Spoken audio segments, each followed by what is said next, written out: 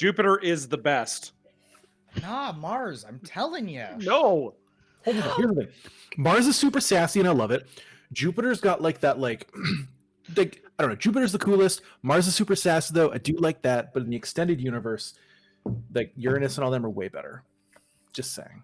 I agree. They were heavily censored to being loving cousins in America, which for some reason America is like kissing cousins is better than kissing lesbians. So Forgot about that. Hi, hello there, and thank you for stopping by. I mean, you're not wrong. You're not wrong, Mac. I'm not. Kissing lesbians are way better than kissing cousins. Let's be very honest here. Welcome. Welcome, everybody. Thank you for stopping by. This is the finest D&D live stream Sunday nights have ever produced this side of Twitch and or the YouTube. Welcome to Legends of Logomancy. We're so excited to see you all here. Oh, oh gosh. And this is Chaos. Is this episode going to be called Cousin Lovin'? Because that's terrible. Oh, we are fired up today. Wow. No, we definitely did not say that. Oh no, it's Sir Lima Bean. It's not that your anus is better. Uranus, like from the Sailor Scouts, because of my Sailor Moon mug. Although, if we had to pick an anus, I would say mine is better than anybody else's.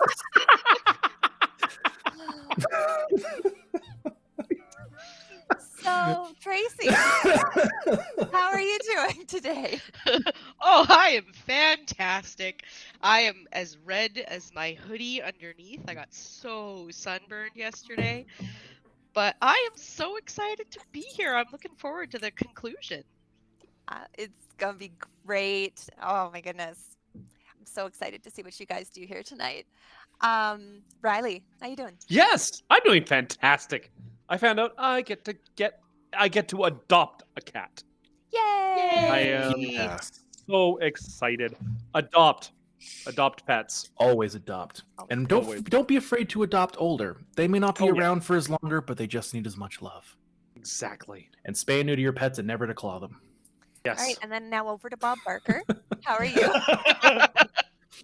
Bob Barker. I got a classic American brunch with a friend of mine, and then we wandered around Chinatown, and I bought some Gundams. They got some Korean healthcare stuff. So that's been good. And I've been reading Uzumaki by Junji Ito. That's the Junji horror Ito manga, right? Yeah, it's thick as balls. It's really good. There's a couple moments where I've actually like turned a page and been like, oh, which is nice. Like it's very body horror. So if you don't like body horror, don't do it. But if you do, Uzumaki by Junji Ito is that the one where it's the fish kind of like start being weirdly mutated and things like that, or is that okay? The town is cursed. The town is cursed by a spiral. Yes, the shape. Got it. The spiral. Got it. Yeah. Amazing. And David? I have spent my entire day patching holes that I keep finding, and every time I think I'm done, I find a new hole in the wall somewhere, and I'm like, where did you come from?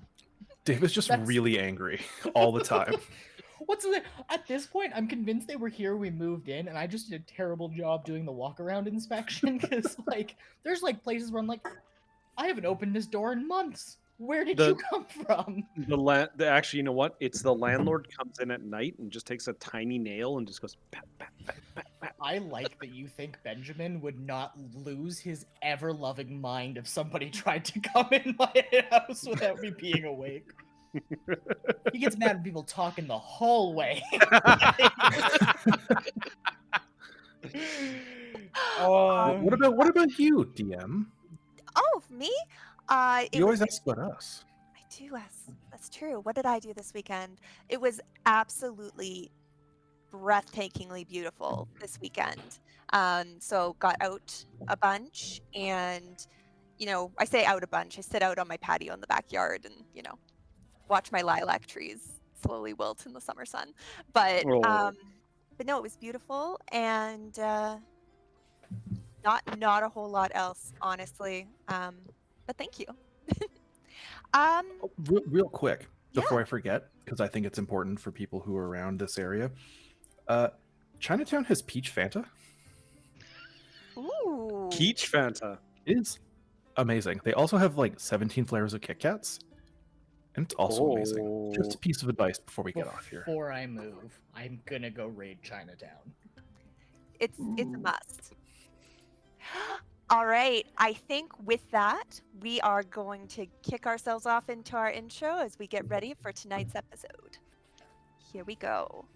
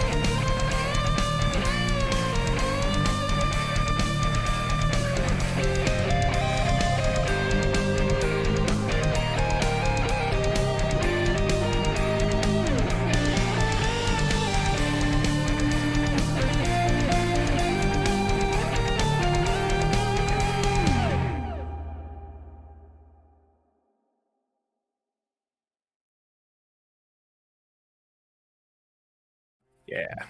And we're back. When last we left our heroes, they had split the party.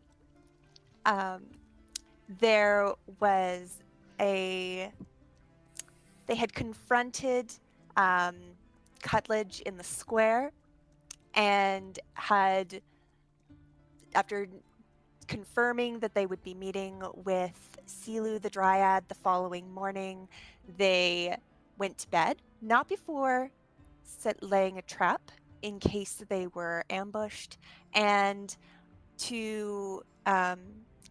Ern had taken up a watchful eye out of the window to watch over the dark forest behind where she had stood the night before. Now, from that very well planned rest set up, they both captured somebody that was sneaking through the halls of the Wildflower Tavern, as well as saw the fire ignite at the old mill. Racing off, they both found Cutledge and his men attempting to escape and dispatched of all of them. And Dern, who had stayed back to protect Silu, went and retrieved the children from the wisps that had been guarding and trying to eat them. The wisp that almost killed me. Yeah, that happens when you go and take on an encounter I wrote for a party by yourself. It's fine. Don't worry about it. Dern just might have been almost killed. When the DM goes, "What do you do?" and then you make a decision, and then they ask one more time, "What do you do?" It's a thing, but you did well. And the children have been brought out of the forest. And our scene opens with some of the townsfolk who had gathered after hearing the alarm going off about the fire. The children are safe. Silu is with you. I want to start with our group that was over with Cutledge and see what you would like to do. Just to confirm, I found 2 daggers and what? 150 gold worth. Yeah, we had the gems, and it was 2 fancy daggers. And 2 ornate fancy daggers. And you said like a scimitar, but it was just like a Yes. basic scimitar? A normal scimitar, yeah. Cool. I care not about the scimitar. I see the body, I loot the body, and then it kind of like dawns on me that it's a dead body. And I kind of turn to Hoots and I go, I'm kind of surprised that you killed him, to be honest. What? Well, I was just kind of toying with him for fun. yeah, I kind of got carried away in the heat of the moment. I'm not, I'm not how I wanted this to turn out, Quill. At all. It's kind of hard to deliver justice on a dead body. Yeah. And I still like you and everything. I mean, he kind of deserved what was coming to him. I was just very surprised it was you to do it. I kind of, well, yeah, I almost hoped it would like shock him and stun him a little bit. We have these things called tasers where I'm from, and Thunder Wave made me think taser and. Well, I suppose this is a possible outcome from a taser. So, Well, I mean, here's the thing. And for an I've airport. heard him talk before, and he didn't sound very bright. So in reality, he's probably not good at philosophizing. So it's not that big of a deal if we kill him. you know what, Quill? Call back, Joe. And Yeah, he's I agree saying with this actively as a joke, like he's like making a kind of poking fun at the things he's kind of learned through conversation with you folks about this. But he still holds that belief, but he's poking fun because he knows that this man can philosophize. But he's just kind of poking fun because you seem kind of stressed that he is dead. And I kind of look at you and I go, well, there's a scimitar. There's a weapon here if you want a scimitar. I don't know if you care about a scimitar or not. I'd have to learn how to use a scimitar. That's fair. Do you need like a dagger? I found 2 fancy daggers. I actually have a dagger. I quite like that. I also don't think I've used the entirety of the time I've been in Naylore, or in the womb. So, I should. I think I'm good, Quill. You hold on to that. I go, okay. Well, then how about this? And I like give you your 50 like gold pieces and gems and jewels. And go, would this help? Yeah, I. You know what? It kind of does, Quill. That's good. And I go over to Ern and I go, do you want some money? I don't think I have need of that. Why don't you and your friend keep it? Okie doke. And I kind of go back to you and I give you a bit of a bigger cut, which equals to 50 at this point now. And I go, I'll save Derns. I'll give Derns to Dern. So what do we do now? Because do we bring him back to town or do we just kind of leave him here? I feel like we should bring him back to town and be like, he tried to murder me. And then we had to kill him. See, we could. Well, yeah. Do you guys have a 311 here? Like, do we have to call before we dig, or like? So, hold on. I know this. So one time I was staying in a hotel that had mice in it, and then one of the mice was running around. And I caught it and I ate it, and it turns out that was a pet mouse. So I replaced it with another mouse. They never noticed, but I buried it and never told anybody, and I just said it ran away. So theoretically, we could say that Cutledge ran away if we really wanted to, and just bury him, or we could just kind of bring his body and go rejoice and give it to the townspeople. So Hoots looks back at the wagon and the rest of the bodies on the ground and goes, I don't think they're gonna buy that one, Quill. Oh yeah, sorry. I've got a really fun thing I can do where I shoot my arrows and they explode into thorns. So that was fun. So sorry about all the damage on the cart. I know we probably could have used a cart, but it's a little damaged. You know what? It's surprisingly intact. We just don't have any horses. There's also no covering on it anymore. You If Dern was here, Dern could we could use Dern as a horse. He's really good at carrying people. I would suggest that we take Mr. Cutledge back to town and explain what happened. I have been taught here, by Emmett largely, that honesty tends to be the best policy. So if we return with Cutledge and we ask for assistance doing what is right for these others, they will help us, I am sure. It's probably best, Ern, if I'm honest with you. Maybe we just push the cart. I can't imagine it's that heavy. We just put his body in the cart and we just push it back. Because I don't necessarily think carrying him the whole way is a good idea. Did anybody actually get hurt by him? Well, Tempt DM not. Do any 3 of us have any actual damage we've taken? Or did it just look like he just walked up and slaughtered this group of people? Yeah. Okay, I'm gonna go. So here's the thing: it's like when I ate that mouse, I couldn't like leave any like the blood on my foot, like any like piece of tail hanging out my mouth or something like a little straw. So like maybe at least make yourselves look a little like beat up, like they put up a fight. I mean, they put up a fight. They just weren't very good at fighting. But Hoots did something to help bolster us, and that was very effective. And we are supposed to pretend that Hoots is not so good at his job. It's not so much that. I think it's more so just the people. Quill's onto something. I feel if we show up having murdered a man, I understand it's like between the three of us, that was self-defense. We have to get our story straight. It was self-defense. I say, okay, so we need to look a little more Delete roughed the up, body right? cam footage. Never do that. Perhaps you can rough me up. I am not very good with weapons. We're just gonna stand around in a circle and stab each other a couple Punch, times. punch. It's like, if that's what you're suggesting. It's gonna be the office here for a while. I like that.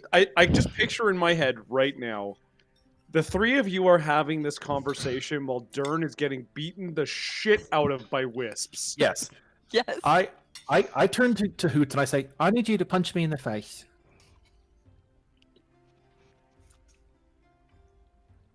No, I don't rightly feel like that's the right thing to do here, Quill. Quill kind of pauses from and goes, oh, you know what, actually? We could probably use this to our advantage. Because, like, we could come back and be like, we're such great adventurers, we took no damage. And then, like, people were like, what, hire us for stuff?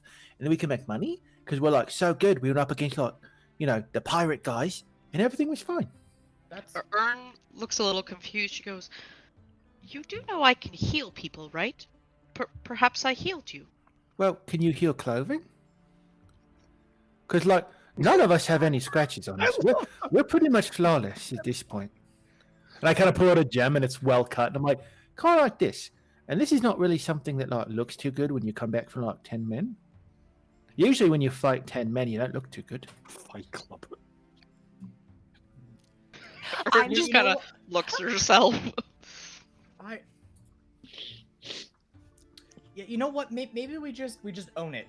I think Quill is onto something about that we're really good at what we do, and we just own it, and we just never step foot in Ornstrad again.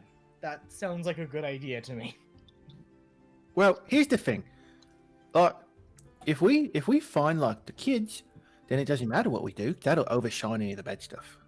Oh, this is true. People will forget. We could probably just forget about Cutledge's body and say, yeah, just like see if anyone notices.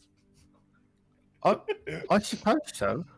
This is very confusing because, like, part of me just, like, doesn't want to do anything. It just wants to leave him here.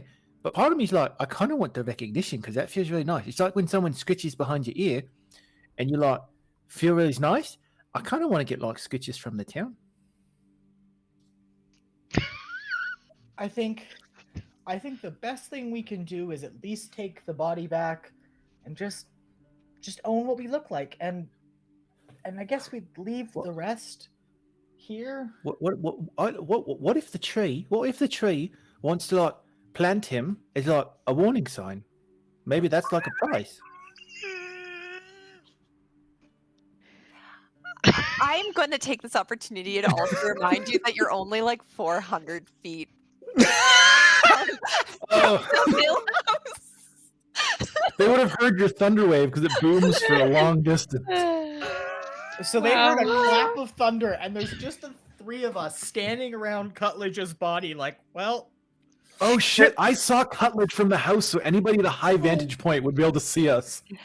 Yeah. There's like Fabulous. villagers, like you could, as you look towards the village, like you can see a couple people like carrying lanterns heading towards the mill. This is the stage you're at. People heard something. They've heard you calling for help. We're just thinking we're in the middle of nowhere. Okay. Well, Totally irrelevant at this point, but Ern will go over and check the other bodies And if there is anyone who has not completely expired, I will use spare the dying on them. Oh, You- interesting. Couldn't you do that on Cutledge too then? No, College is dead. Uh, He's dead. I think they're all dead, aren't they? They're all dead. Probably. You mowed down a whole band of these folks, and they did Cool. not survive. Cool does not understand his magics yet. Well, I still think that we should simply take this one body right over there where we can see people gathering and tell them what happened, and perhaps they can help us get these other bodies. I personally am not very strong, and carrying this one body would be difficult. That's probably That's let's Oh. let's just drag him back. And like Hoots grabs a leg and just starts to like tug. Okay, I will does not grab a have- leg. Does not have strength, so Neither does Hoots. Neither Oh. does Zerb. Yeah. We love The guy the with strength is in the forest getting punched by wisps. can we just like load them into the cart and leave them there and tell the town to come grab? there are more horses at the mill.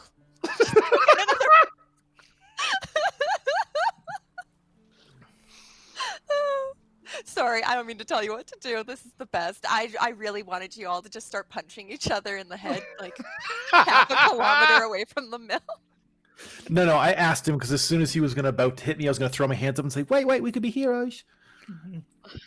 I just wanted Hoots to have the opportunity to think and see what he would do with punching the guy that brings him so much stress. In an adorable, loving way, but stress. Yeah, stress. So Ern will try to grab a leg and begin to try to tug this guy across the ground, but I am not strong, so Someone roll me a perception check. Oh my god, they murdered them all! I can roll perception. I'm happy. Oh, there we go. That's Okay. 22.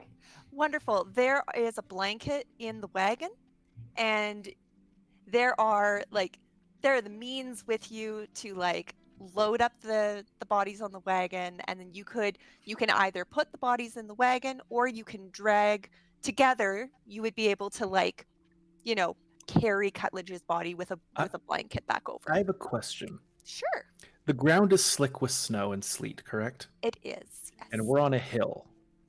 Yes. Oh no. No. No. I appreciate you mentioning that. You can roll for it. Theoretically. Theoretically, you could toboggan him down this hill. Yes. Theoretically.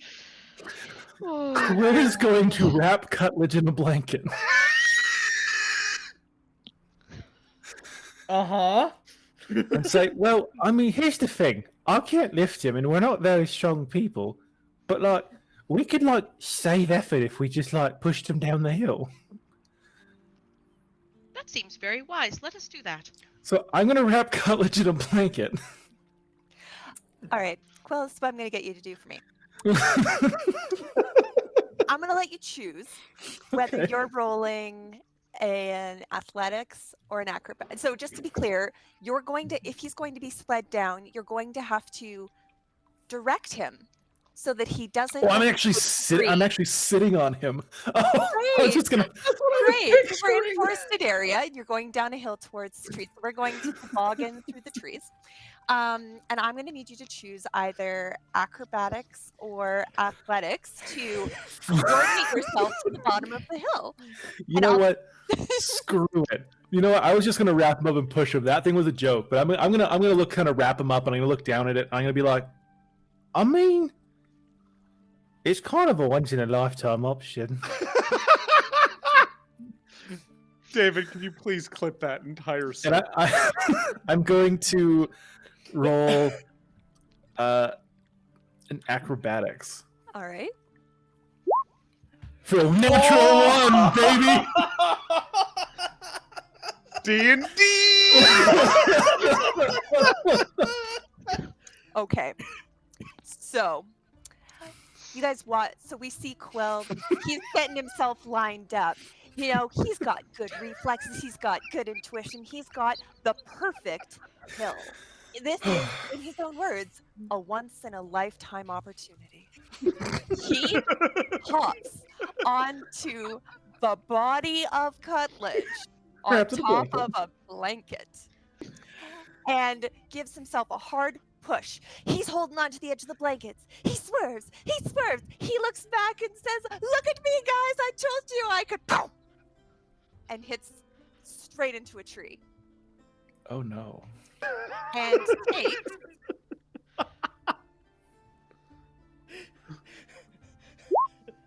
6 points of bludgeoning damage. Ern walks over and says, "Well, now it looks like it was a difficult fight." This tree, on a natural one, is right beside the gathering group of villagers from Orenstra. So let me get this straight. Quill is like at the top of like a toboggan run, lining up. He goes, and as he splays out after smoking into the head, like Cullage, if he had a neck, is no longer with a neck. Mhm. It is just shattered spine as I fly into this tree and look to the group of people beside me. Yep. Okay, I'm gonna stand up and go. Oh my god, that was terrifying. He came back from the dead, and I threw a blanket around him, and we tussled down the hill. Oh my gosh! I think he's dead now, though. Roll me a deception check. Oh my 7. god!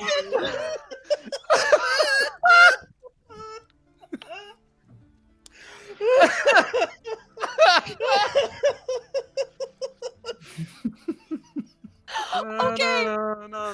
Daylight. Oh my god, they killed Cutledge. They- 3 little boys standing They in a row. are aghast and truly sickened by what they've seen.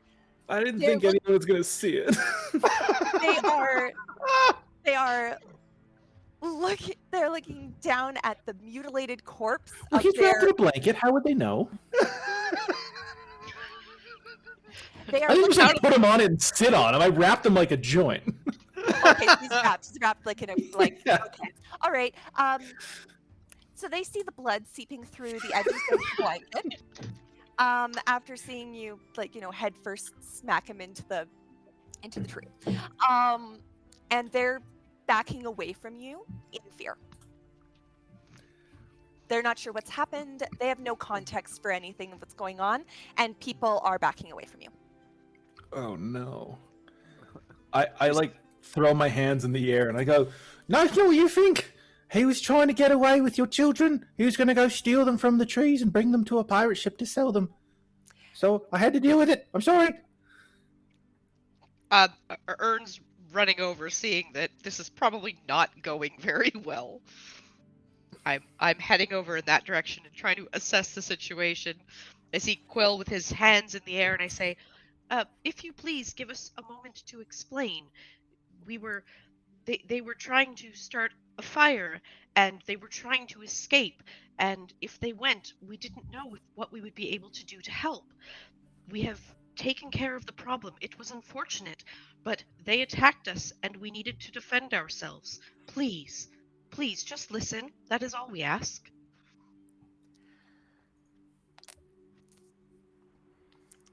Quill makes a lot of problems for the group. I'm gonna make you roll for it. But what they say back to you is, you're talking to someone this is a new person.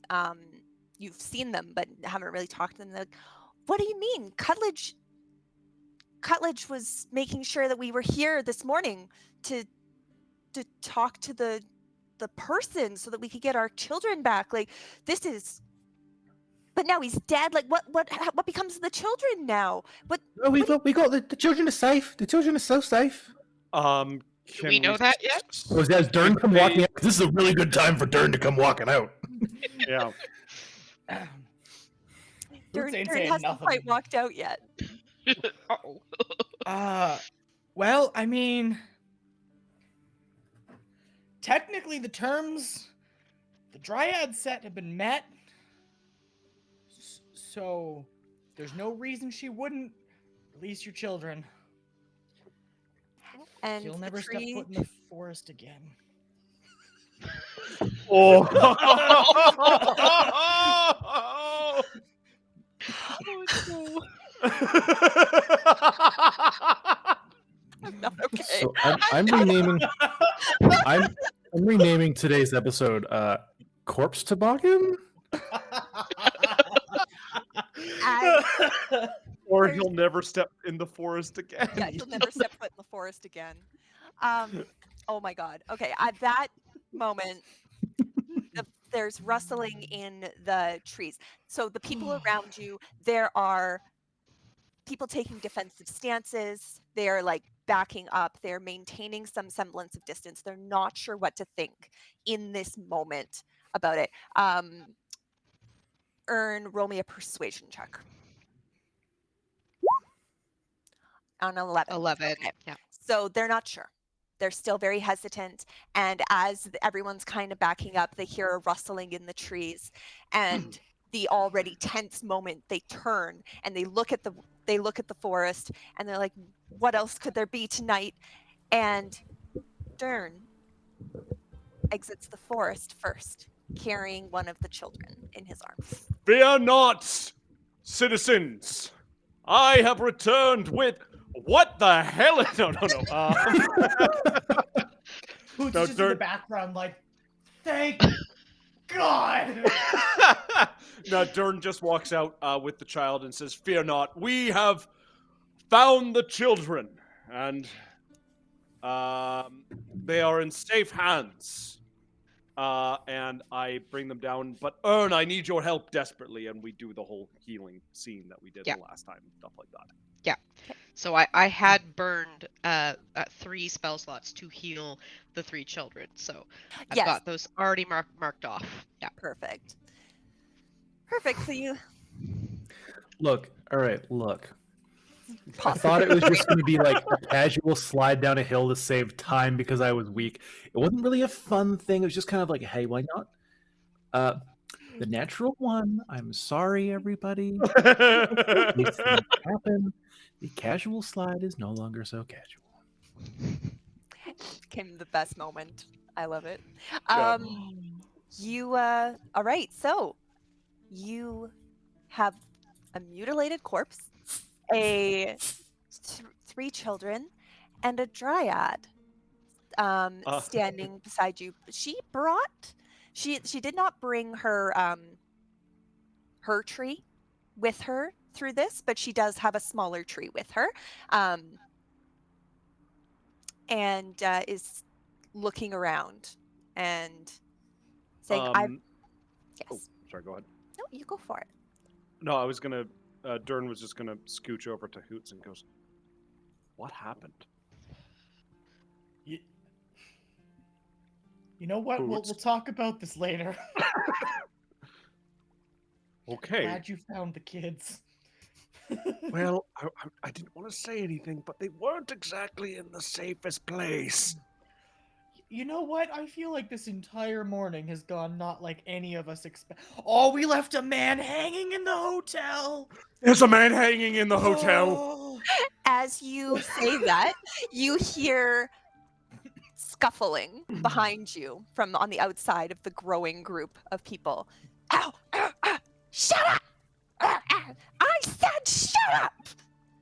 And Lumley comes into the group. She is dragging a man by his hair, kicking and screaming across the ground. Go Lumley. He is Lumley. tied at his wrists, and he is being forcibly dragged before you all. You recognize it as the man you had left tied to the trap in the inn. So, is this what Agnes would say, nat 20?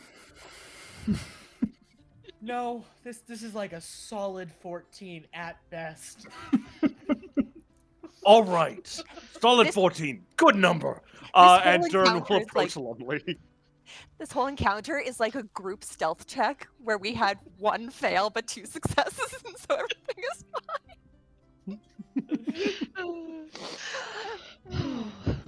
so. Yep. You approach Lumley, and she's very focused on dragging this man in, and she looks up at you, and she's like, "I will speak with you in a moment," and tosses the child on the ground, or not the child, sorry, the dwarf. the dwarf on the ground, and says, "You tell them what you said to me." And she holds up a scimitar. Whoa. Lumley means business. Sexy. He looks at her, and he's got a very his face is trying to be tough, but you can see there's like a cut on his cheek, and his arm is like bent at a very uncomfortable angle right now. And he kind of looks around and goes, "Didn't tell you nothing." Can Dern grab him by the scruff and pull him up to his feet and go, "No, please, do tell us." You can roll an intimidation at advantage because Lumley is also Intimidating there. as hell. Yep. Alrighty. Advantage. I just need to load my character sheet because I forgot to do that, and then I'm going to go down to intimidation, and we're gonna get. Oh, really? An 8? That's silly. I like that I With burned the advantage? best roll With so advantage. far. With advantage, 8. He spits in your face. Quill is. Can I ask a question? Yes. As Quill approaches, people are still kind of afraid of him, correct? Yes. As he approaches, people back away? Yes. Would Cutledge recognize this? I mean, Cutledge is dead. Or not Cutledge, sorry. What our Yeah. little gnome? Gnome? Not a gnome. He's not a gnome. What He's is a he? dwarf. Dwarf. man. Yes, he would see people starting to back away from you. Cool. I kind of walk forward and I kind of get really close and I kind of like push my tail into his temple. And I go, "I got magic in my tail.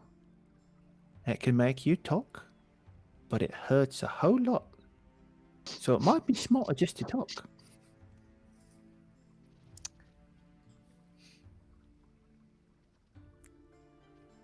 You see a Do I little. roll? No, I rolled for you. Okay.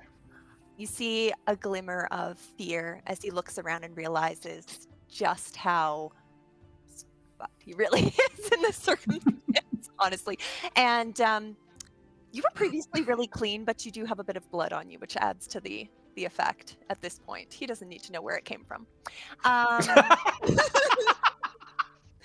And he kind of looks down, he glances up at Lumley and goes, Emmett was weak.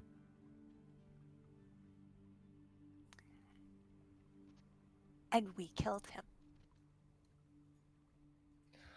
Well, I don't feel so bad anymore, ladies and gentlemen.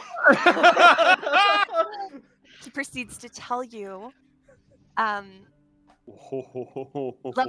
between Lumley and this dwarf, they proceed to tell you a story of what happened at the Wildflower Inn after you had left, in where Lumley had saw someone strapped up by their leg and had released them, and he had cornered her, threatened her, and then gloated about the fact that they had figured out this whole plan on how to take over this useless, small, insignificant town. How Emmett was easily taken over by kindness from Cutledge, who obviously was much smarter and more well-equipped to see prosperity in this town. How he had so willingly accepted the special custom brewed ale that they had brought in from out of town for him. He had barely made it a week after that. Lumley, in a fit of rage, overthrew him and had brought a dagger very close to ending his life before deciding that that was not something that she was comfortable having on her hands. And as it's finally said and everyone can hear it, she looks up and sees Alfred and stumbles over and just grabs him. As this dwarf finishes, I turn to Dern and I say, I am not particularly strong, but you are. Would you please punch this individual for me? Dern just cracks his knuckles and goes, now there's 2 questions here. Were you the one who did the deed? He nods. He delivered the ale. Dern just fucking levels him. Just outright goes to knock him the hell out. Can you roll it for me? Certainly. What damage or because he's tied up and all that kind of stuff? Yeah, you hit him. You'll automatically hit him. I just want to know Okay. how much damage. I will use my circle or my path to the grave, my channel divinity. I mostly just want to know if he like one shots him. Oh, Yeah, fair enough. that's what I'm trying to assist with him doing. Yeah. I think punching is just a D4, isn't it?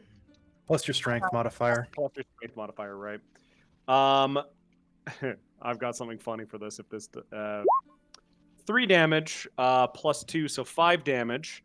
Mhm. And then it depends. Did I knock him out with that? No. I smite him. Okay. I smite to knock him out. Can I have used my path Yeah. to Oh, the right. grave, my channel divinity? Because that would make him the next time that my ally hits him with an attack, they have vulnerability to all of that attack's damage. I'm not planning on killing him. I'm just planning on knocking him the hell out. Okay. That's fine with her. With smite. He's full on out. Yep. Yeah. Yep. Between those things, yep, he's full Yeah. on out. Yep. Just there is like an imprint in his face or like a scar across his face or something like that. And Dern just goes, punch of the gods. Just kind of walks away. All right. His body slumps to the ground, and there is silence in the group around you for a moment. For a moment, there is just so quiet in this circle of people. And then you hear one person go, they just start clapping. And there's a little round of applause and nervous laughter, and kind of like someone comes up behind you, Quill, and places a hand on your shoulder and says, guess you did good. Who says that? It's a gentleman, someone who worked in the mill. I'm going to kind of turn to him, being very candid, and go, I'm not usually scary. I just kind of my tactic to make people stop hating me is to try and act scary. So I'm not scary, I promise. Don't worry, you're not. Okay, good. Because I didn't mean to crash a corpse into a tree. Well, I mean, when you do that, it makes you feel like you might be a little unhinged, but it's fine. Apparently, Unhinged is different than evil. Fair. And for who is it? Ern and Quill, you hear. Well, it seems it has been an eventful night for everyone. It's still the morning, isn't it? Day, Yeah. moment. Oh gosh, it's like 4 a.m. Right. It's still been an eventful morning. Did I hear you say you killed him? And this Is is this Silu. Silu This is talking? Silu. Oh yeah, I guess I can't understand. You can't understand her. Me and Hoots Yeah. are just like, is she talking? I think Who's she she's talking to? Me or Ern? She said it generally in your direction. She knows that at least 2 of you can speak with her. Yeah, he's dead. Like if you want, and I kind of I go. I don't know if this is a good thing or a bad thing, but I kind of used the tree to crush his body a whole bunch. And I kind of point to him mushed up against this tree. You see her. It's kind of like you got a shot in. You see her look at the tree and look at the body. Go. Suppose there is a poetic justice. What's this town called again? Orenstrad. Okay, so it's a weekend at Orenstrad. I turn to Silu and say, with your help, we were able to stop the fire earlier that threatened your sister's tree. It appears to be mostly undamaged. Are you and your forest able to help get it back to where it belongs? We can. I'll need it any pieces removed from that structure. And she gestures at the mill. But yes, we can bring her home. And Lumley kind of steps up, and there's awe in a lot of the eyes of the people around you. This is something that, they've seen magic, Naylore has magic, but creatures like a dryad are unique even in a realm of magic. And there are people just staring in awe, and Lumley kind of walks up beside you, Ern, and says, what will become of our town? I turn and ask Silu that question.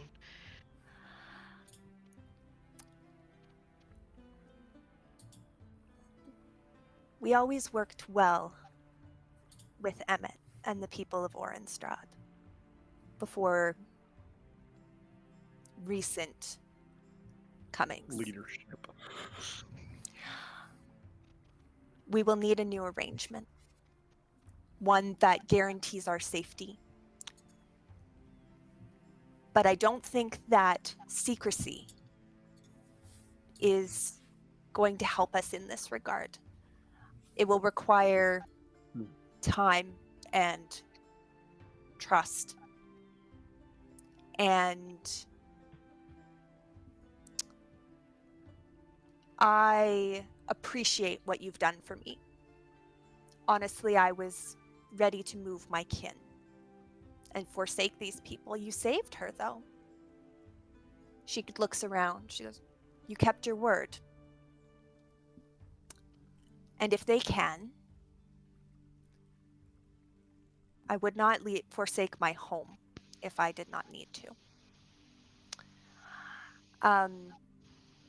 There are a few pieces to this.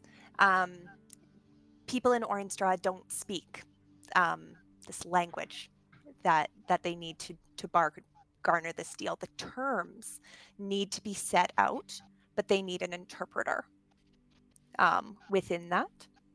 And Ern will absolutely volunteer to stay and act as interpreter as long as it takes to get that bargain or that arrangement in place. Okay.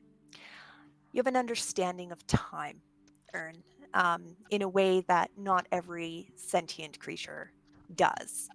And you understand that when the Dryad says this is going to take time, that this could take a number of years to fully finalize in a way where the Dryad and the forest at large feels protected and safe.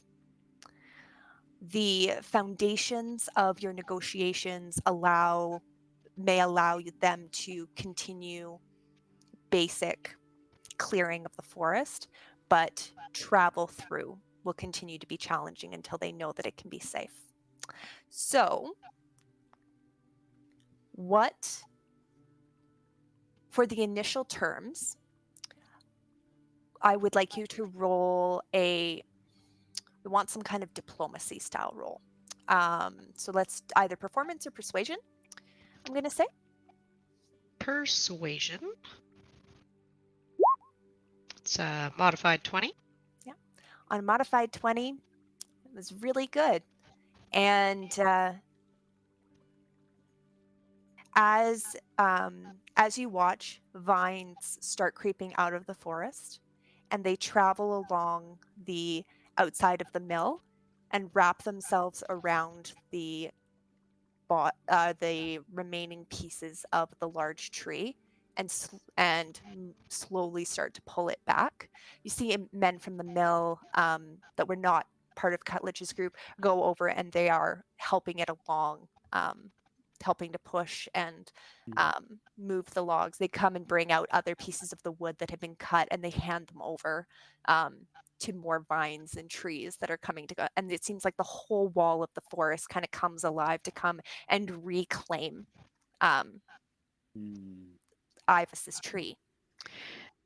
As this is happening, I know I already checked the tree for damage after we put out the fire, but I'm going to walk over and inspect any areas, probably where the fire was first lit, because I assume that some of the outer bark is probably charred, and I'm just going to run my finger through the soot and whatever little bit of ash has been left there, just kind of rub it between my fingers and just look at it. And then just watch them go about their work. Okay. It is, it's very, very thin. The fire only burned for 15 minutes at most, because you were able to call down a rainstorm on it before any true damage could reach the core of it. So it does seem to be, again, it does seem to be very surface level damage to this tree. And as the forest begins to reclaim the bodies of one of their mentor spirits, they the larger tree that had walked in with Silu come out of the forest, approaches Hoots, where you are standing near Cutledge's body, comes and approaches, and in a language you do not understand, makes a noise to you and goes to move towards Cutledge. Sure thing, bud. All yours. And they... You know what? I wasn't having it anyway. Like talking Sorry, to a I'm cat. stuck.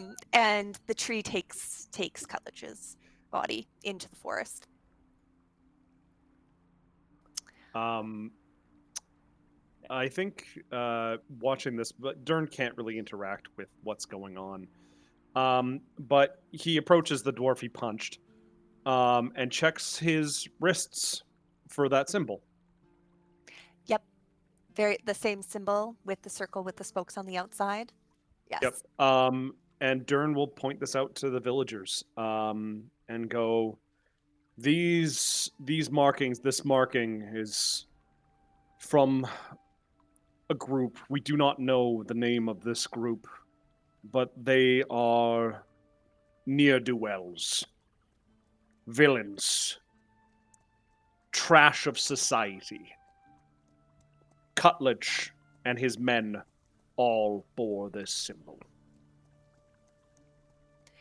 You hear a murmuring through it, and you hear the term bandit gang whispered around here, and there's a nod, and then someone yells, "Well, now who will lead us?"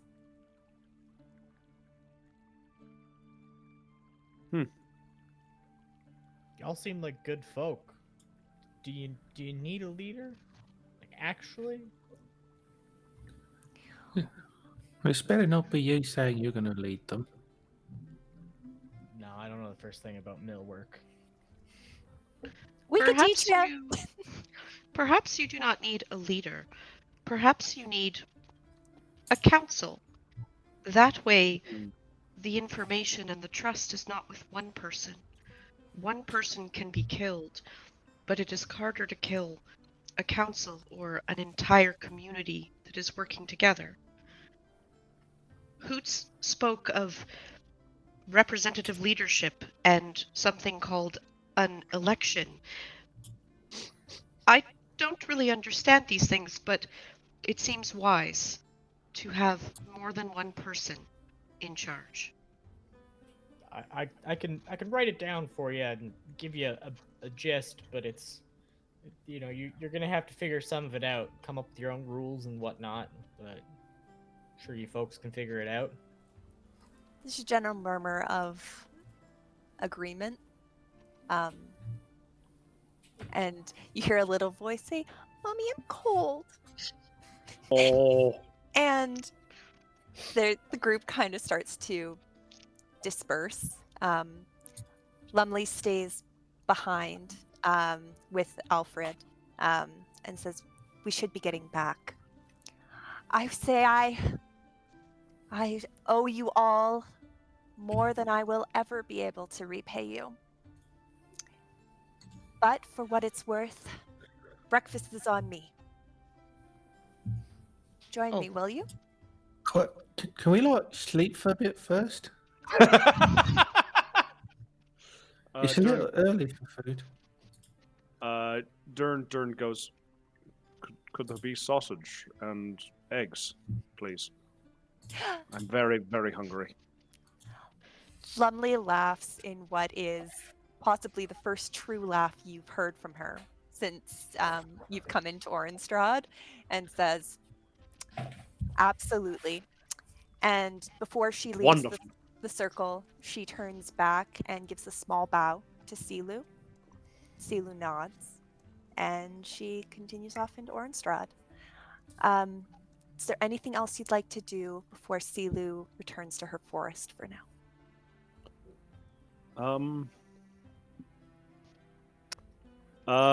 I think Dern actually approaches. All right. And gives a nod or I guess a kneel, and thanks her for giving back the Calabasha when it was most needed. And he goes, "I know you may not understand me fully, but thank you." And I guess was that rose given to him? Yes. Yeah. Okay. He takes the rose and ties it to his armor. And gets up to walk away. He can't understand her. He doesn't know what the heck's going on. And yeah. Who's just gonna stick out a hand for a handshake? So Silu is nodding and serenely smiling, and like she nods as you go to walk away. And then Hoots walks up and goes, basically. And Silu looks down and looks up at you and takes her hands and like turns it like this and goes, "You know what? That'll do just fine." "Your friends have strange customs," she says to Quill. Yeah, there's a lot of weird things that they do with like what they do and what they say. I'm still trying to figure it all out, to be honest, but it's kind of fun. Take care of yourself, and feel free to call on the Ravens if you ever need more help. Thank you for letting me know. Thank you. I really appreciate that. And sorry about the tree. I'm assuming the tree is perfectly undamaged, but I still feel bad for it. Yeah, she just chuckles and is nonplussed and is okay with that. Nonplussed. It's not part of her forest. It's not part of her forest. No. This is a dumb tree. This is a stupid tree. Now, if you hit that tree, Yeah, Good fuck luck. with that tree. Yeah, which tree are you going to take firewood from, guys? Want to roll for it? Dern's gonna be very careful with nature nowadays. Yeah, and Earn, anything else for you? Ern just nods and says thank you. Nods and says, "I'll be back to speak with you eventually."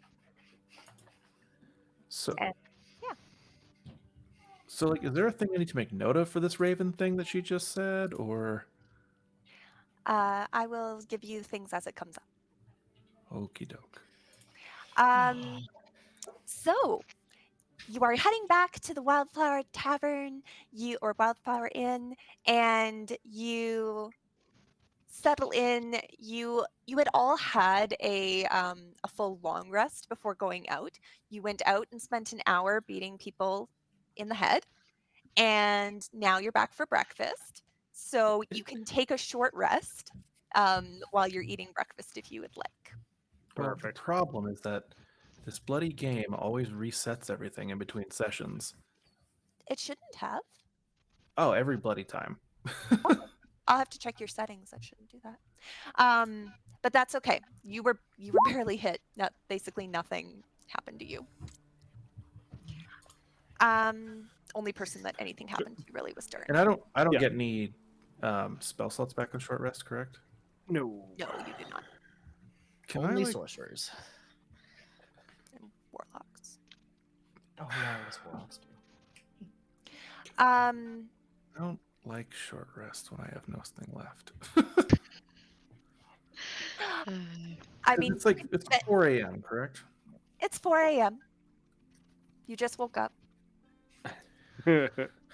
Quill is going to actively sleep through breakfast. Okay. Ern takes the breakfast offered to her and puts it in front of Dern. Dern eats it. Dern's hungry. Dern's just he after he finishes his meal, he starts to try and grab things off of Hoots' plate. Hoots just pokes him in the hand with like the back of his knife, just kind of like the little swat across the knuckles as he gets close. And then it will be a few minutes, and then you'll see the hand go across again. It's just a constant, just like a little bit. Okay, fine.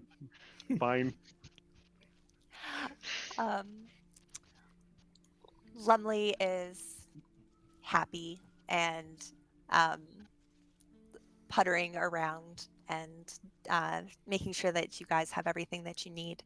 And the day is yours. There is work to be done in terms of creating this council. There seems to be buy-in, but that, of course, takes time to be put in there. And they have to refigure out who's going to run the mill and how they're going to get that up and running again. And yeah, what do you do? I don't know what we can do necessarily. This is definitely a town's thing, but I guess what it will come down to is what do you think we can do to help out, guys? No, you don't. Well, Ern has a more immediate thing that she's going to do. Oh, okay. So after watching you all eat, because of course Ern does not eat, she will stand up and go, "Pardon me, I have an errand to run." And because it's still super early in the morning, she will go to Pierce the shoemaker's shop and stand outside until it seems like a reasonable time to knock on the door and enter. Brilliant. A few hours pass of Ern just standing in front of the store. Quill is Dern- still sleeping at this point.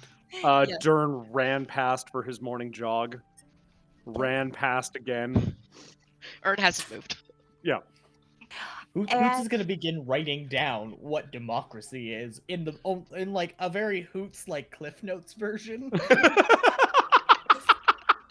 I was gonna say I feel like this place would know what democracy is, but they are ruled in a lot of places by kings and queens. So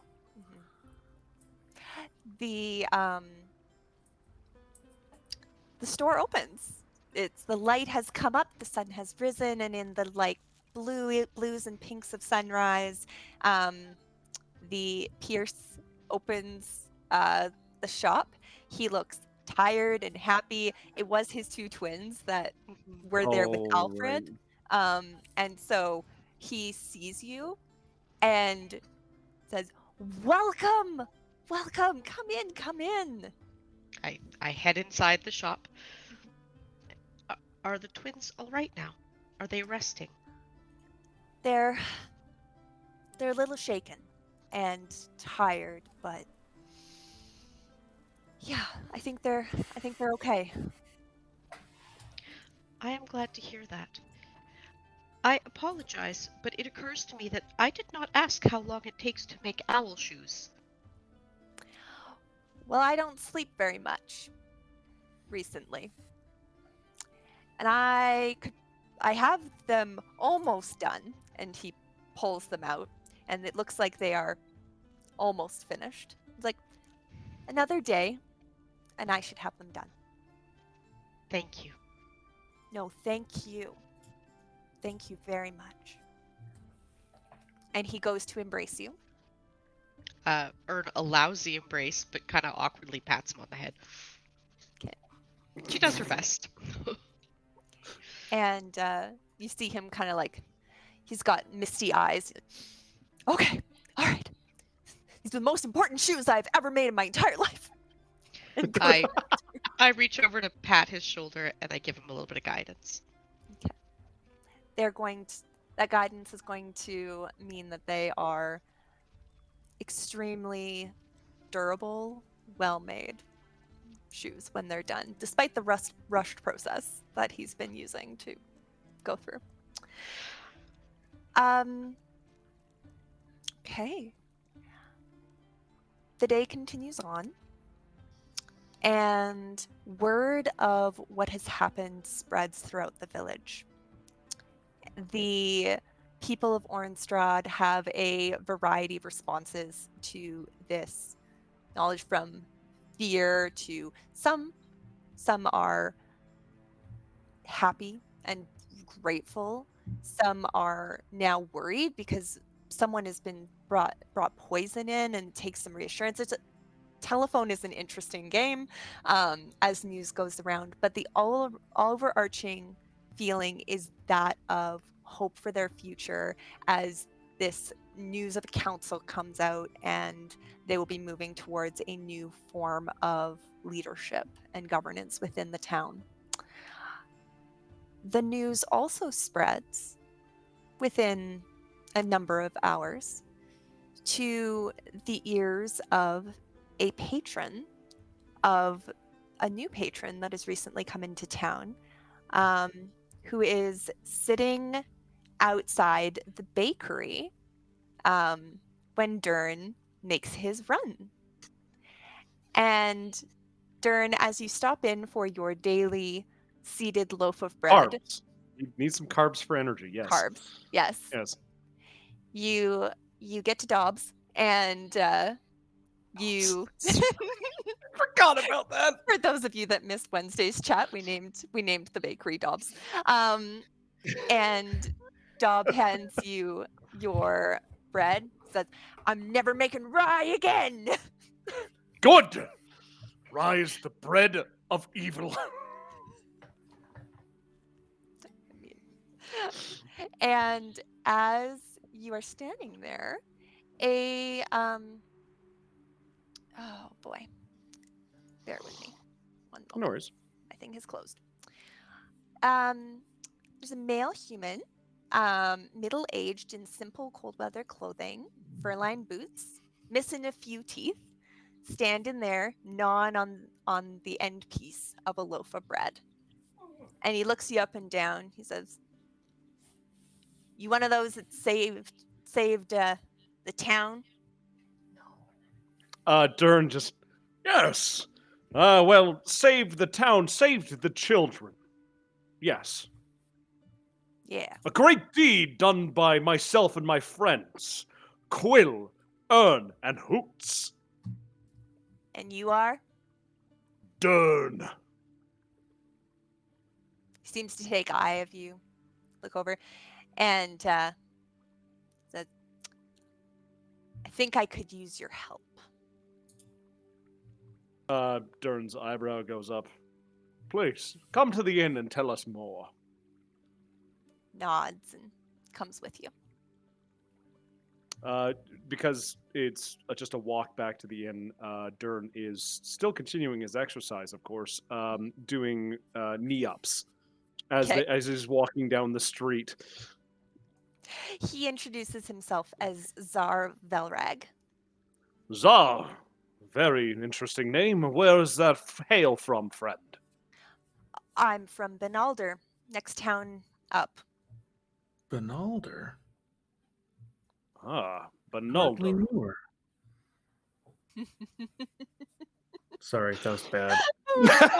Oh my gosh, it was bad. Ah, Um, well, I would like to know how my friends would react to more work, but we can definitely speak. yeah, I don't come south that often. You know, it's much too hot here. Dern's just looking around at the snow and sleet on the ground and go, yes, it is a little warm. Just Yep. And so you get back to the inn, and Czar sits down and tells you a tale. is this just for me or is this for everybody? This is for everybody. What time is Okay. it? Noon. Dern would be doing his run. No, you probably get a around run in the early morning. 9. Yeah, like I was gonna 9, say around 9. 9. Around 9. Hold on, though. But she waited outside the Till house it for a opened. few hours, you said. Yeah, so we got there at 4. They opened at like 7-ish. Okay. Quill is still asleep. Ern's doing his run, so Quill's asleep. Ern has returned. Dern and Ern have returned. Dern and Ern have returned looking for the hoots. Hoots had just stayed at the table, like drinking whatever that magical coffee-like substance was, and like literally writing out pages of like, this is how democracy works, according to Hoots. That's the title. Democracy according to Hoots.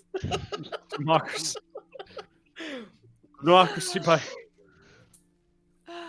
by Canadian. Oh my gosh. I'm writing that down. So, everyone but Quill has gathered here, and he says, you know, I was sent down from Benalder to see if we could find some help. Our water source is drying up. We think a creature is blocked the water source. I was sent to try and find somebody that could help us. We sent some of our best men in and they didn't come back.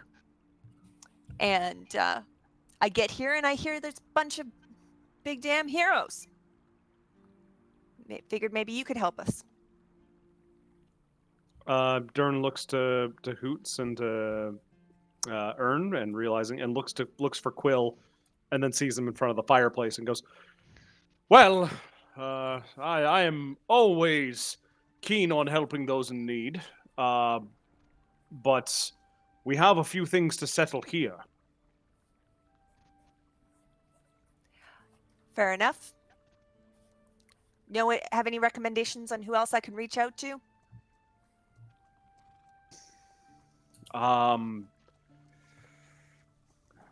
They're all the way back in the womb, but I presume you need something today in this instant.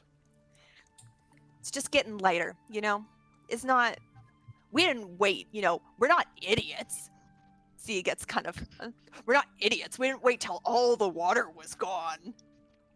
No, I'll just...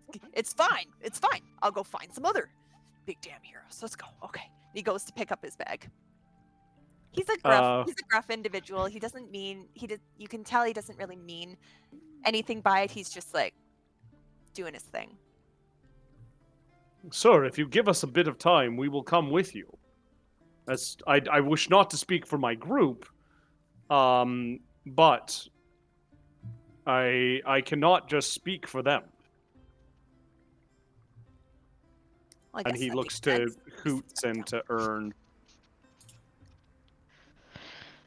Ern looks a little uncomfortable and says, "This, well, you are certainly a big damn hero, Dern, and this sounds like something that you and Quill and Hoots may wish to do. But I have already agreed to stay and help Orenstrad speak with Silu." And I said that is fair. If you give us a day, we can come with you. At least the three of us. I could give you a day. Dern's gonna do an insight check on this guy. Like, he's having a bit of issue with how pushy he is being about this. Double nat 20. Bring it on, Nice. Wow. Careful what you ask for. So, on a nat 20. On a nat 20. Dern just What do you see with your Dern eyes? just real close. Zarvalrag is a very proud individual, but a very Benalder is known for being a group of people that take care of themselves. They don't like relying on other people. And you get on a natural 20, like, he's being sincere. He drew the short end of the stick and had to go find somebody to help, and is genuinely just needing somebody to come help with this. Takes offense easily if it's deemed that, like, he might be blowing this out of proportion, because they don't ask for help if they don't need help. Got it. And so he's being forthright, and he doesn't seem to be coming from a bad place. Dern nods and goes, "Friend, we just need a day to settle our affairs here, and myself, Hoots, and Quill will see about coming with you." He tells you it's going to be about says the inlet to the river, or what used to be a river, now it's just this little creek. Man, we need the more water. It's maybe a half day, full day journey into the mountains, and then the same back. It won't take that long. We just can't seem to get it cleared out, and by the time the frost sets in, we need the river back, or else we won't have enough water through the winter. Dern nods and goes, "That is truly a disaster waiting to happen." When our companion awakes, looking to Quill, we will discuss this and figure out our next step. I appreciate it. I'll be back tomorrow morning. Dern nods. All right. And he's rented a room in the inn, because it's the only inn in town, and he goes upstairs. A pragmatic man, wouldn't you say, Hoots? I mean, he doesn't seem like a bad person. I can respect a man who just needs shit done. Dern nods and goes, "Could be a little less gruff." Where I'm from, gruff is the default. It's people like you would be quite rare. Where I spend most of my childhood. Dern smiles and goes, "Quill, I'm rare anywhere." Hoots, did you hit your head, buddy? Did you?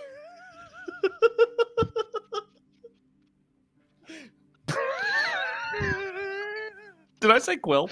You did. I did. Okay. Hoots. I'm a rare being anywhere. Yeah, you sure are that. He laughs Been focusing loudly. on the good stuff, because you guys are so good.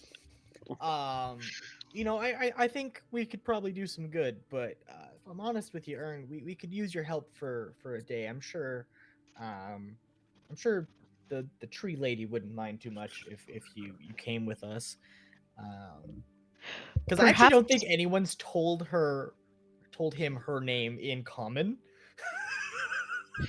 Probably Oh not. my god, no.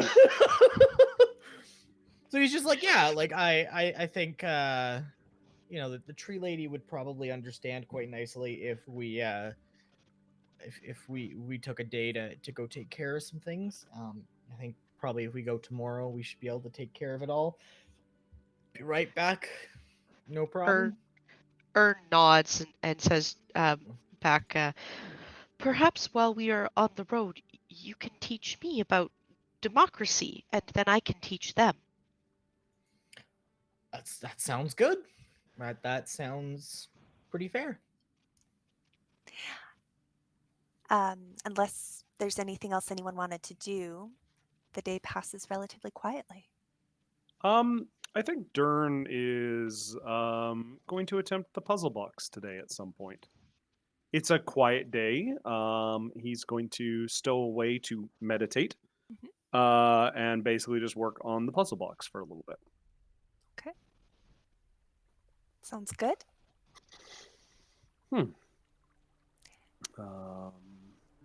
Would you like me to roll for that now or later? We'll do that later. Other than that, I don't think Dern has anything. Does anybody else in the party have anything? I don't have anything to pick up until tomorrow. That's right. Shoes are a no-go till tomorrow. I think would there be a smithy here? Yeah, I think so. There'd be one person that helps to maintain all the tools. There's a lot of axes and saws and things they need to make sure is taken care of. Yeah. Well, Hoots is, since the last time they all leveled up, Hoots has learned how to blacksmith. So I think that's what he's actually probably going to spend his day doing, is just helping around the blacksmith. Seems like something he would do with his hands. After he's kind of like written his notes down and he's like, okay, now I'm going to go do something practical. Go add some value. I do have one thing that I would do. Dern has said he's going off to meditate. After whatever Ern deems as an appropriate length of meditation, probably like 20 minutes, she's going to go and knock on the door where Dern is. Dern, roll me your intelligence check.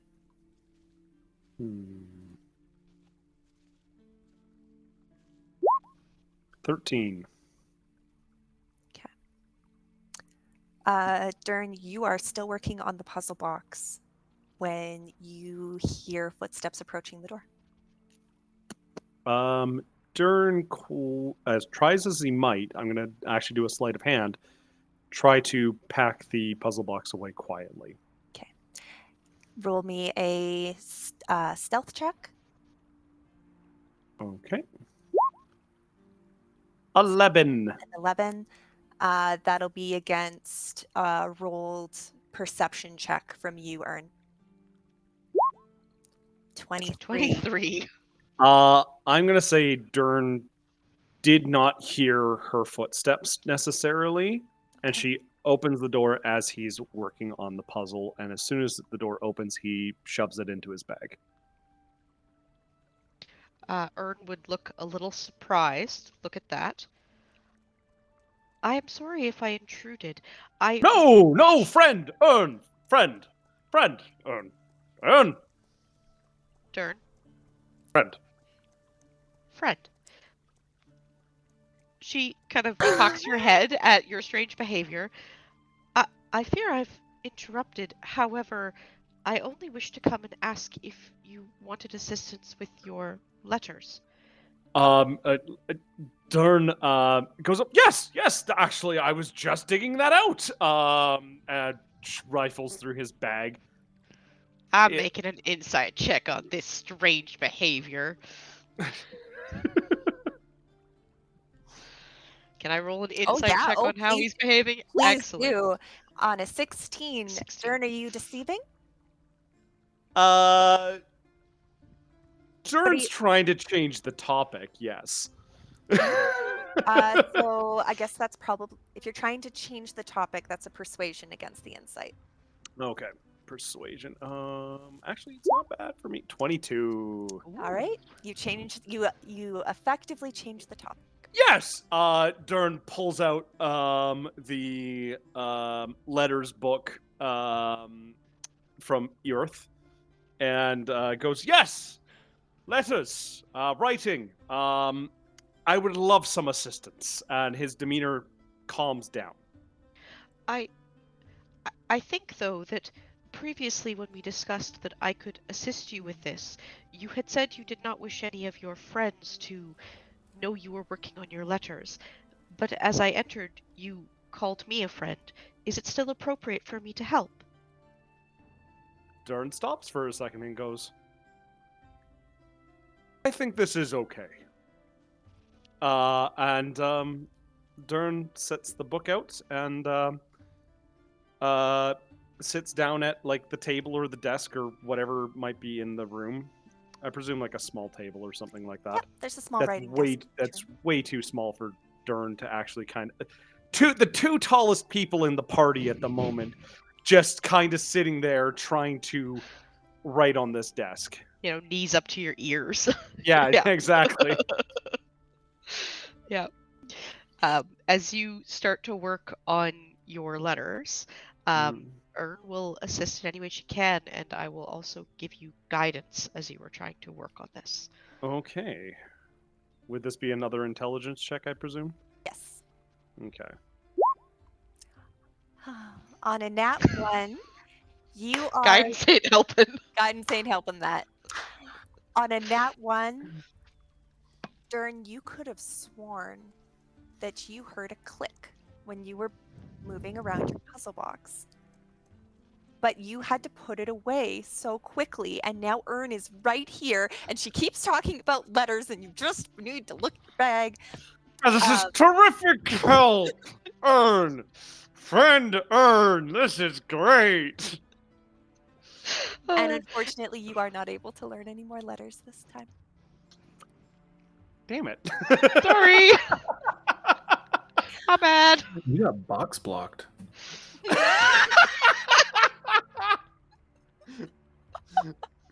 Oh dear. Oh. Yeah. So Ern, you watch Dern try so hard, but the poor dear just doesn't seem to have his heart in it today, and just doesn't pick any of it up. After a little while, I uncomfortably stand up and I'll say, perhaps we can try on the road. Dern's head is on the desk. His knees are basically where his head is. It's just like a tall person just crumpled over, just going like, "Yes, that sounds like a good idea." Dern's brain is no longer willing to function. Dern's burned out. Dern's burned out with the lesson from Ern. And anything else? Or the I got day nothing. will come to a close, and the morning dawns. There's snow all around all the grounds surrounding Orenstrad, but the sky is clear. It's a beautiful day. I would like to say that we probably informed Quill about what we're doing tomorrow. Yeah. We Well, just didn't let him sleep the day away. Mac, You're muted, Mac. muted. I said I figured I'd sleep till noon to get a full rest, and we'd be doing something. But now we're just wasting the day, anyways. Yeah. Isn't that always the risk we take? We're like, I don't know what I need, but it can't be like this.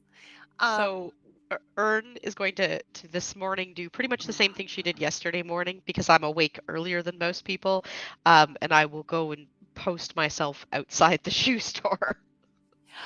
And you are greeted immediately at opening by Pierce, who hands you a beautiful pair of shoes. And could you please describe for us what these shoes look like?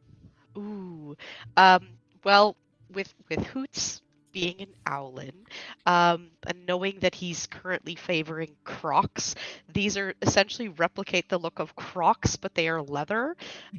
They they've got little spots for his little claws because he needs to grip stuff as he's flying around.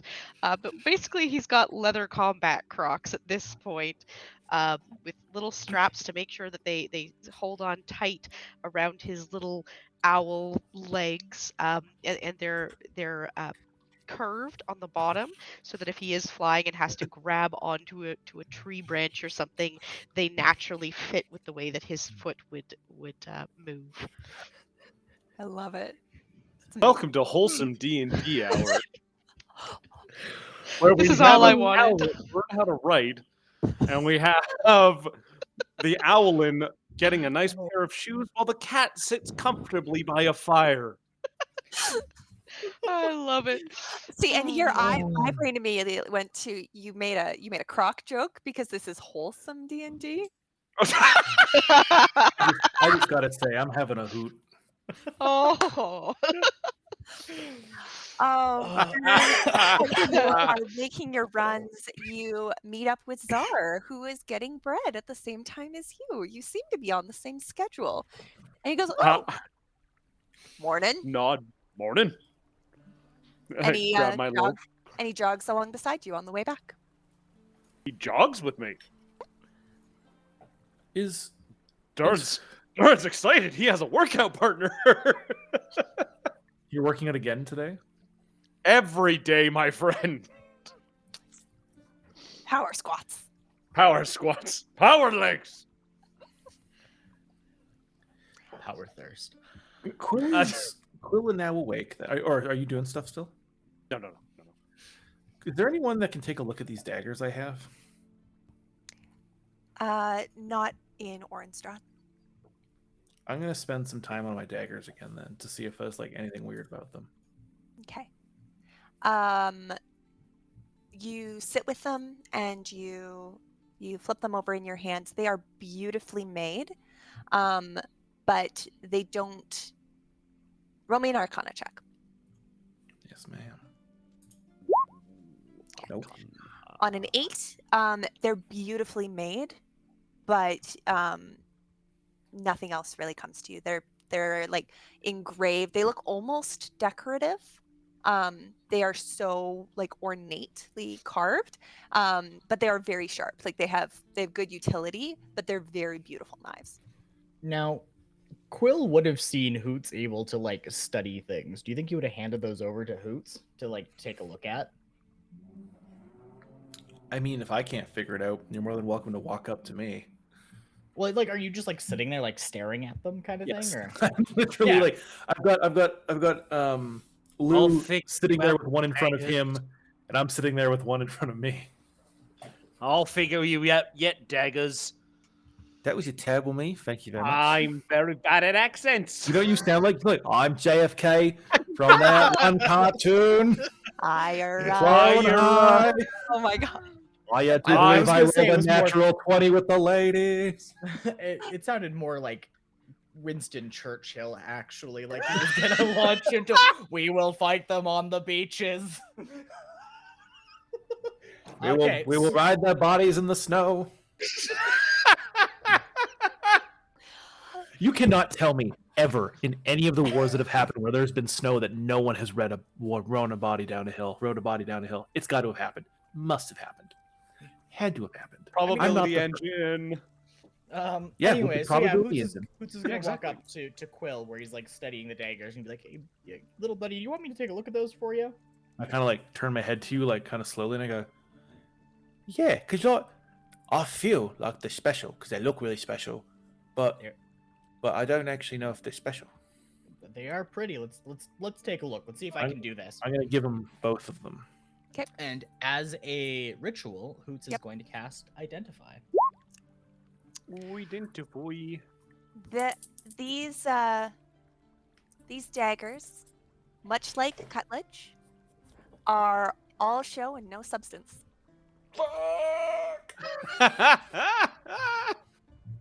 All show, no substance. I like that.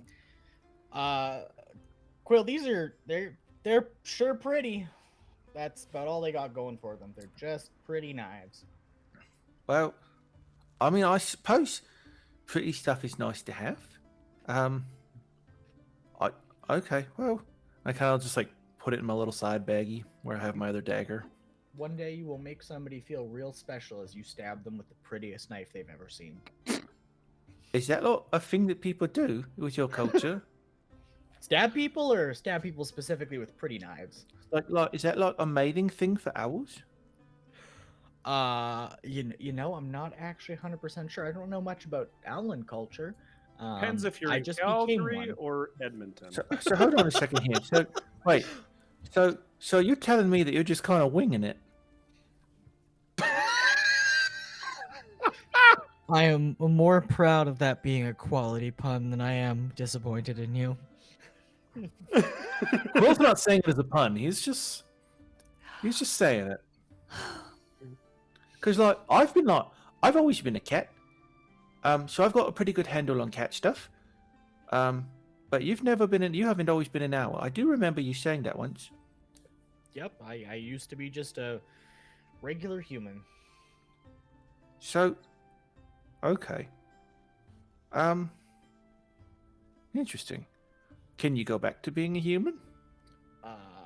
You know, I tried when I first came here, but I think as long as I'm here, this is who I am. So like, if I left and I came back, could I become like an owl? I actually don't know how this works, to be completely honest. That would probably be You know what? You should ask Callahan. I bet you Callahan would have a great answer for you. I thought you were about to say Dern. No. Just ask Dern. I Make really, him more confused. I really hope that you somehow specialize in some sort of like magic class, so that you can bond with Agnes over being a real Houdini.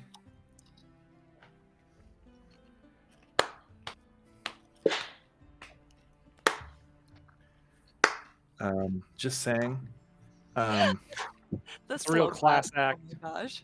And you know, the next time you fall in like a river with me, does that make you a moist owlet? How long have you been saving these? Well, I just needed to know. That's all. But yeah, okay. Anyways, back to the thing. speaking of I take the rocks fall. I take the daggers and I kind of put them in my package, or my I don't stick them in my package. I stick them in my side pouch.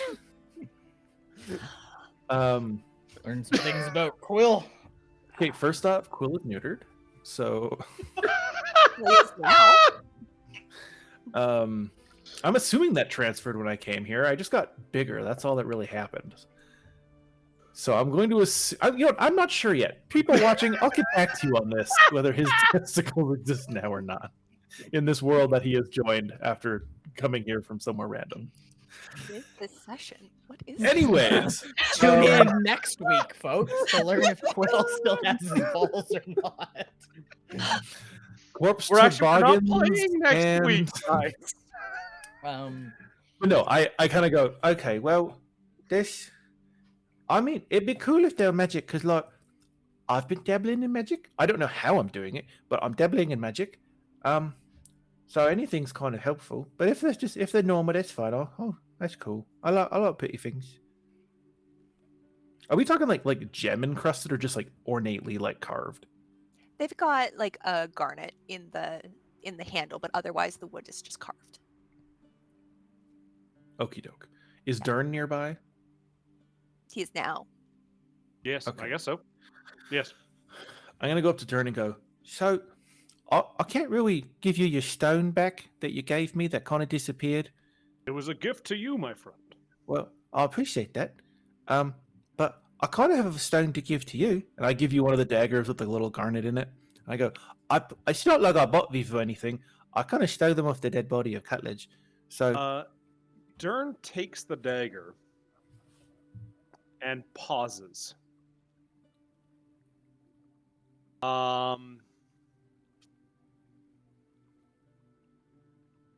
And he pauses for like a period of time that seems a little bit longer than one should. He shakes his head and goes and wraps the dagger and goes, "Thank you, Quill. This is a very nice gift." I know it's not like sentimental or anything, but it's I don't It's need more than one. reminds me of a dragon's tooth, is what he says and nods.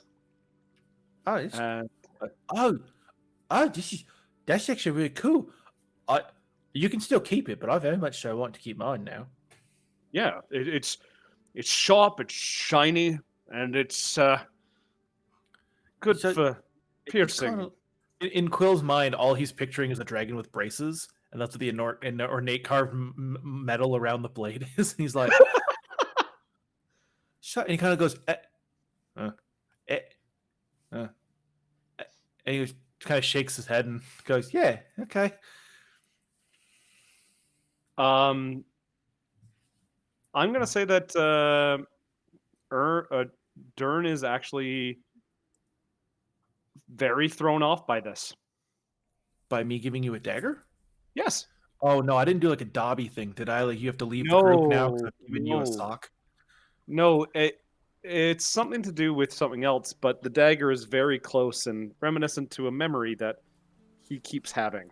Okay, I won't push further.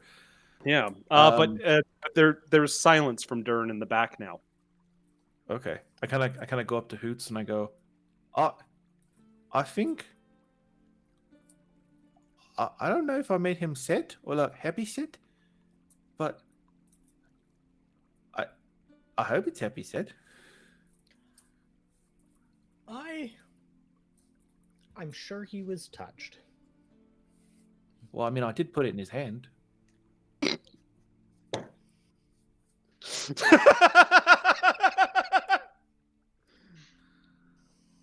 he just Madam Lumley, just a round of beers.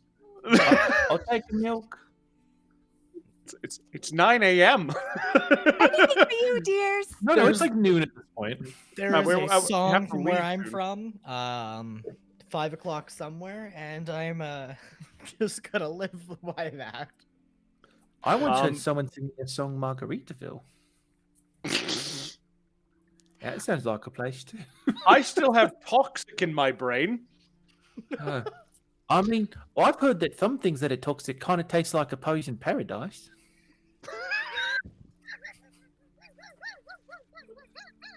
Let me take you there. As long as we don't have to slip under anything, I'll feel fine.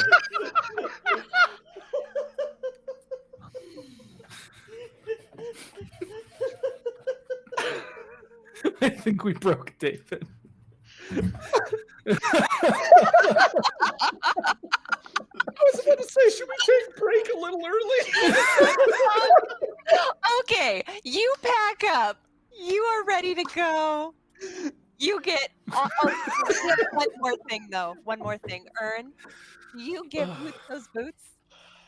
Yes, absolutely. I come back gleefully to the inn, Oh, and right. I thrust out this package towards her. Shut up.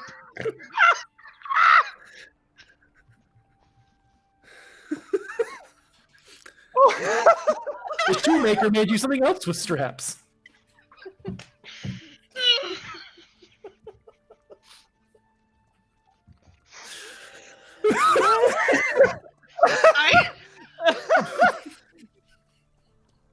We are going nowhere tonight.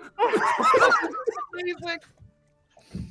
Never Okay, let mind. me- The river's fine. Don't worry.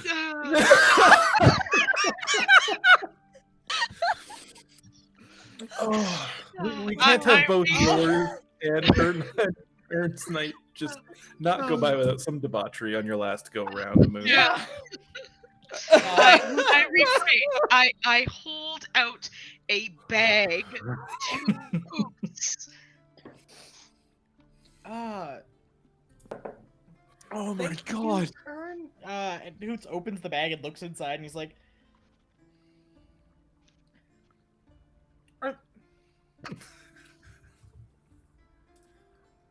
Did you get me dad sandals? I was told you needed new shoes. I mean, and he kind of like looks at the like Crocs, which have gone through far more than any Croc ever will. Let's be honest here. He's been through more than a garden in these things recently. He's like, well, I suppose they are fading a little bit, aren't they? And cracking. What? Thank you, Aaron. You didn't have to do that. Mighty kind of you. I'm glad you like them. Hoots is gonna put on his new dad sandals and label them as such in his inventory. Hoots, you have never known comfort until this day. They're like Tivas, right? Like they're Yeah. just like the best. Your life has changed, and you're not sure if you can go back. The Crocs. Oh dang. And Czar leads you out of town. You head off on the road, and yeah, sure. You said it was about noon, so we are heading out. You'll do about a half day's travel, and the road is, it's snowy underfoot, but you're all wearing reasonably good footwear for it. Hoots, doing great. And as you crunch along, I'm on Burn's back. you make camp Yep. for the evening. And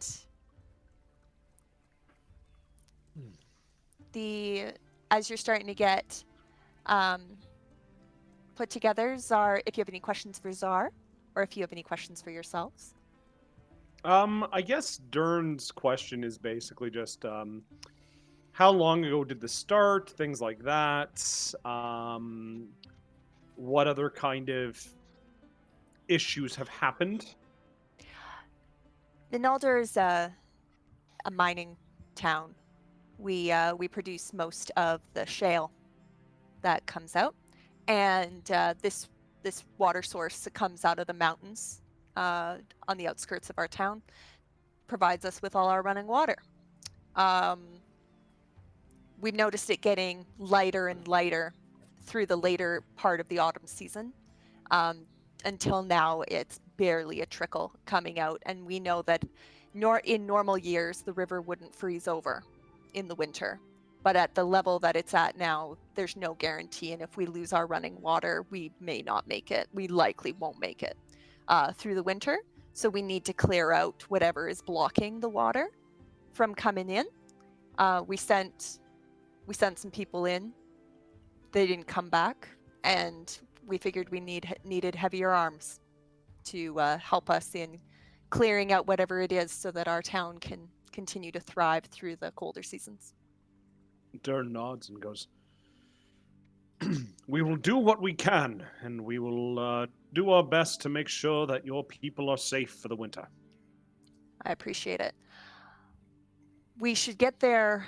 If we leave at daybreak, we should get there in just a short number of hours. So, hope you don't mind. I probably won't be coming in with you, messenger and all that. He's not proficient with any weapons. He does not. He's not a fighter, and he's not coming in with you into the fight. Yeah. I was like, are we not going to the town? Are we? I take it we're going straight to the source. Yes. We won't even. You're not even going to Benalder. You're going directly to the river face. Fair enough. Yep. I was about to say. Yep. I turn to Hoots and I go, this man is very short and not in the height-wise. Some folk don't have a lot to say, and there's nothing wrong with that. Understandable. You set up your watch. Hoots is going to cast Alarm before we set up our watch. Okay. Guard the space. Yeah. Yeah, oh, go ahead. I'll probably take first watch because I've slept the most so far. And Dern will take last watch then. All right. Quill, can I get a Yes. perception check from you, please? I mean, I guess.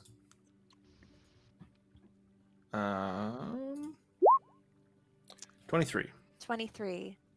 It is a beautiful, clear night, stars twinkling in the sky, and your watch is uneventful.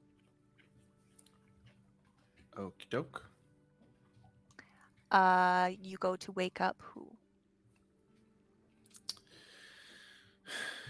I'm going to go and wake up the person who doesn't actually need to sleep, which is Ern. And I kind of go up and I kind of poke you with my tail because you're staring at me. I know you're staring at me. I kind of get really close and I go, "Hello, are you awake?" Or like, I kind of like expecting it, but like not expecting it. I'm like, "Oh God, hey, no offense, kind of terrifying." It's your turn. All right. Rest well. I will. And I just like kind of cuddle up on my little mat. I go back to exactly what I was doing, but actually looking around. Can you bring your microphone just slightly closer to your mouth for me? Thank you. Perception check for me, Ern. 19. 19. It is cold, and there's a light breeze blowing, but it's quiet. At the end of my watch, I will wake up Hoots.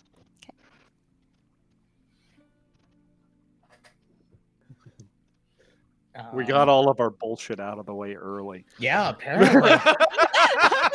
I'm like, okay. All right, it's time to freaking play the game, guys. Jeez. We're within 2 hours. We're fine. We're fine. Yeah, so I guess Hoots is awoken. Ern, enjoy your rest, I guess. What do you think about while you rest? Do you? Well, the other night I thought about what you said about perhaps being from a place called Japan and being a robot. I I'm don't glad- think that's right. Well, I hope you give it some more thought and you think about maybe you'll find out where you came from.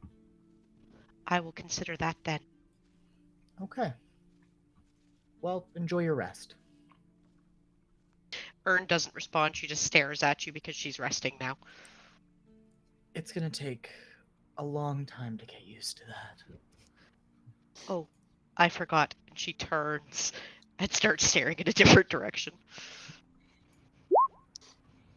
22 on the perception. Damn, we're Pretty good doing rolls, great. guys. Great, guys. Don't worry, Dern is here to fuck it up.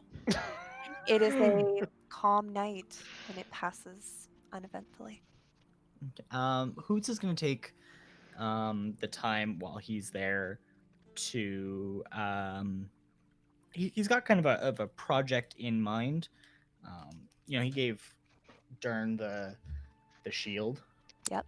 And he's trying to think of a way to do something very similar for either Agnes or Quill. He's kind of trying to figure out how to make like a collapsible crossbow that's repeating. Is what he's been trying to figure out for the last little while here. He's this close, he feels like, and that's what he spends his night doing. It's just kind of trying to get all the mechanisms to click together the way they would need to make that actually work properly. I like it. Tinkering, you're fiddling to see if you can get that little bit to work there. He's got like his own hand crossbow out, and he's like looking at like how the pieces fit together, and he's like, that could be more efficient. Well, you could do a spring mechanism, and it would work kind of like this. And it's like a big box mag, really. I like it. And your watch ends. Yeah. So to kind of finish up the night, he packs up his tools and everything. Sits down kind of on his bedroll, I assume, because we figured out our night or watch selection. I assume it'd be close to Dern. Yep. He just kind of like shakes the big guy awake a little. Dern's already awake. Oh. It's all yours. Dern's just kind of just like staring up into the stars as Quill comes over. You did it again, buddy. Hmm? What did I do? You called me Quill again. Did I do it again? What the Yeah. Hold on. Let me just go smack my brain. Hoots. Is it my watch? Your turn. Dern rubs sleepless eyes and proceeds to get up. Well, Kind of dusts himself off a little bit. it's yours. So, night, I guess. And then he just gets back into his sleeping bag. Good night, Hoots. He gets up slowly, grabs his bag, and goes over to the fire. All right. And he sits down at the fire and kind of slowly takes, kind of makes sure that Ern isn't like fully facing him. Mm-hmm. So, a little bit of privacy kind of thing. But Yeah. takes stock of everything he has. And then he pulls the puzzle box out and puts it down. He pulls the dagger out and puts it beside the puzzle box. And then he's looking at these two items. And he knows that this dagger has nothing to do with this puzzle box. But the dagger reminds him of memories he's been having. Coming back, he just sees flashes of different things of Eberron, of kobolds, of friends, and then a dagger. And the dagger had a jewel encrusted in a very similar spot. And he picks up the puzzle box and tries to solve it again. All right. Roll me an intelligence check. Not good this time. On a 4. You could have sworn when you were working in the inn that you had heard a click, and when you had pulled out the puzzle box today, the intricate runes or shapes that seem to encircle around, that seem to move, that you're able to adjust and push and move within this puzzle box. You hear it click again, and you get excited for a moment before you realize that this piece is stuck back where it was stuck before. And you seem to have undone whatever it is that you did on your last adjustment. Dern picks up a rock beside him and just throws it as hard as he can, like into the distance. And just stifling a scream.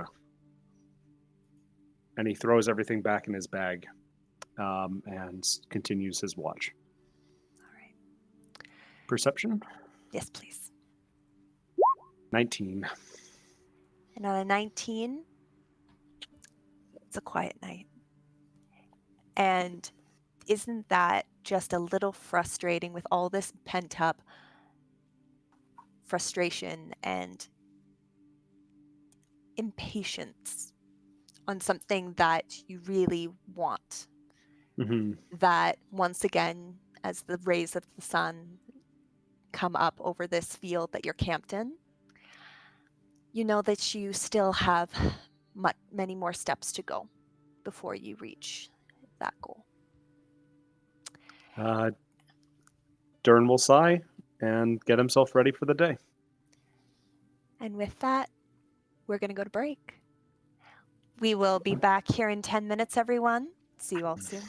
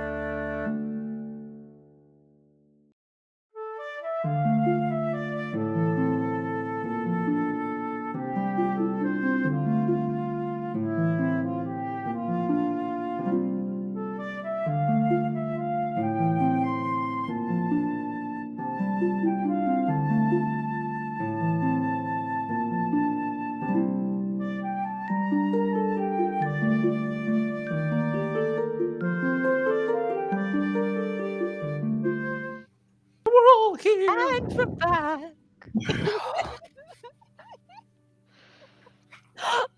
Okay, so that's got to be a new profile pic for you, Mac. It's just frozen with cookie. Oh, morning. Crisp chill and overcast skies. And a light breeze greet you in the morning as you break camp. And Dern is just like, "Good morning, everybody. Good morning." How much of the night did you not sleep?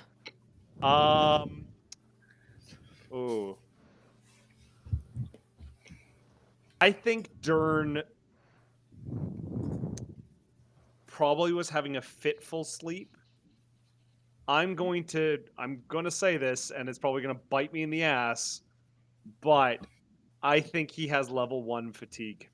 You can roll me a Constitution saving throw, Okay. and on a 10 or under, so it's a DC 11. On an Yeah. 11 or above, you will not suffer a point of exhaustion. Okay. 18. You do not suffer a point of exhaustion. He definitely has bags under his eyes, though. All right. Like there's clearly like where silver scales would be. It's like dark gray, like metallic kind of paint almost underneath his eyes. And as you begin your march with a very grumpy Dern, For the light. it takes about 2.5 hours of marching to get to your destination. About 30 minutes out, you start to walk alongside what looks like should be quite a broad riverbank. But as Czar had indicated to you, there is just a trickle of water coming down, no more than a light creek. It's very, very small amounts of water coming down. But you can see that with the banks, this should have been a broad river similar to the rivers that you had passed along when you found the Kalambasha, honestly. But this is very, you can see all of the sediment and things. It's just not there. And as he leads you along the edge of this river, you start to walk up a bit of an incline. And in the snow that has fallen, it is a little bit slick here as you make your way up. And he brings you to the base where it really starts to get high and points about 20 feet up at an opening in the rock face. So it's quite a steep rock face with a hole inside. He says, "That was the falls. As you can see," he kind of gestures at the very small trickling of water coming out. There's no water coming out. And we're not sure what's blocking it. But if you can help with that, that would be amazing. Dern nods and goes, "Well, if water's supposed to be falling, Quill, Hoots, do you have an antidote for this, or a You told me it was a literary term. Something about. No, I have forgotten. Never mind. Are you talking about the fact that you feel hungover because you didn't sleep properly? I mean, you're not wrong. I don't think that's what I was going for, but I'm going to take it. I'm gonna be completely honest with you. I had a total moment where I like ADHD spaced on you guys. I'm really sorry. There's a tall rock face in front of you, Okay, and sorry, but about 20 feet up is the entrance to a cave mouth where a waterfall used to come out. Okay, I am going to say that this is a Riley thing. This is not a Dern thing. I have completely forgot the term of trying to describe. It's similar to antidote. Anecdote? No, anecdote. The anecdote. Anecdotal? Thank you. Real Riley is also tired.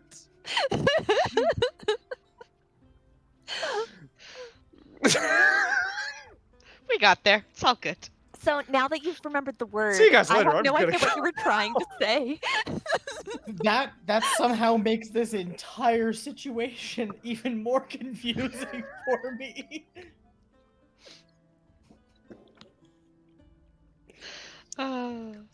See you guys. See you guys. See It's you been guys. real. What is Dern trying to do though? Nothing now. He's just gonna go start trying to climb the mountain to get to the water.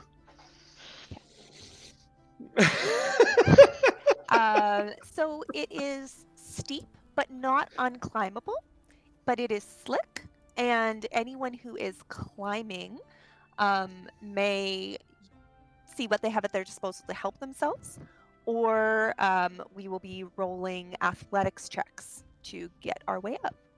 Oh, athletics checks, you say? Oh, Dern's got something for that. Is this? You said this is climbing? Yes. I got climbing speed, so I'm just good, right? Does that make you automatic success, or is that a advantage piece for you? I think it's just automatic, unless it's like really intense. Because I just have a climb. I have the ability to climb, and these people don't have an ability to climb. Okay. Yeah, I'll give it to you.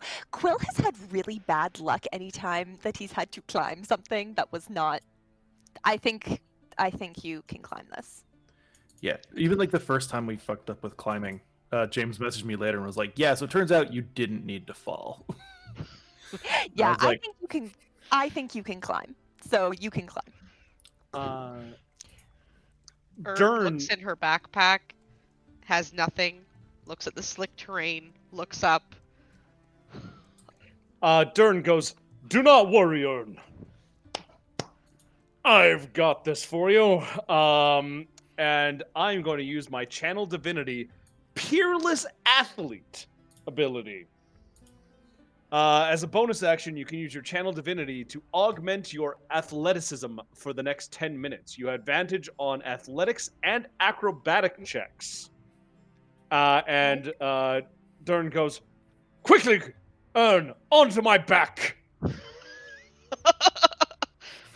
Ern, who is quite tall, just goes over and very awkwardly tries to latch on to Dern's back. She probably looks a bit like a spider back there. Ern is heavier than you would have expected. Significantly heavier than you would have expected. I've got this! And I'm going to use my divine sense ability and start climbing up. Roll Since me you're another. carrying me, I'm giving you a little bit of guidance as you do this. So, I says I have advantage. I presume because she is larger, I get put down to disadvantage, but because I have this, it goes to regular roll. That's Okay. exactly what I was thinking. Okay. All right. Athletics. Yeah. What's the guidance? Oh, D4. D4. Let's hope for a 4. Hey, that brings it up to a 12. That's pretty good. You start, you were like, we can do this. And you launch yourself up and try to grab on, and you slide a little bit. And you're like, no, no, no. I have this! Would you like me to get off yet? Would it be better if I No! just get... Okay. And you make it to the top of the cave face. Turns after Ern gets off and everybody turns away. Turn's like, Dern is trying to have a moment, but you're in the mouth of a cave and it just echoes.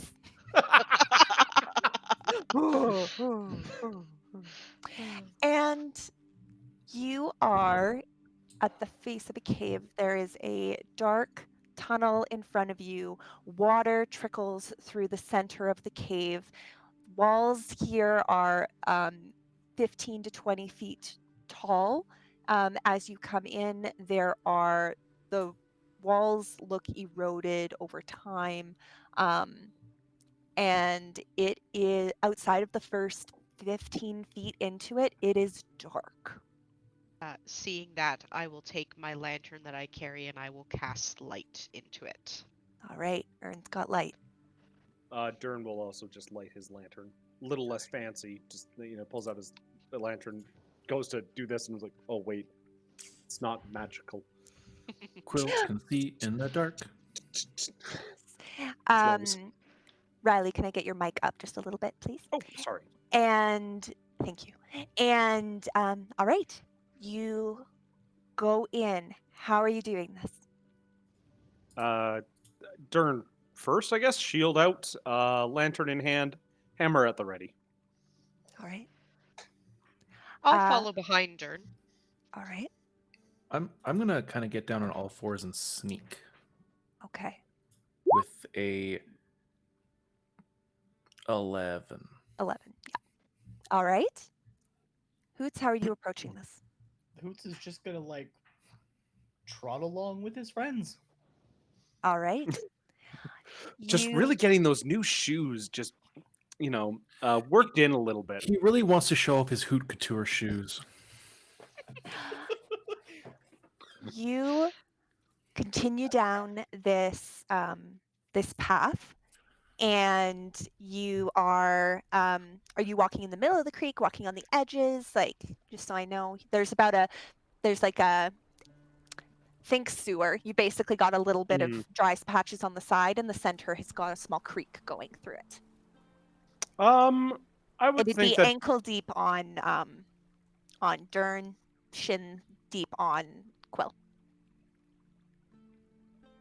You're muted, Dern's Quill. just Sorry, walking. we're in a little cavern. You are walking through a tunnel into a mountain.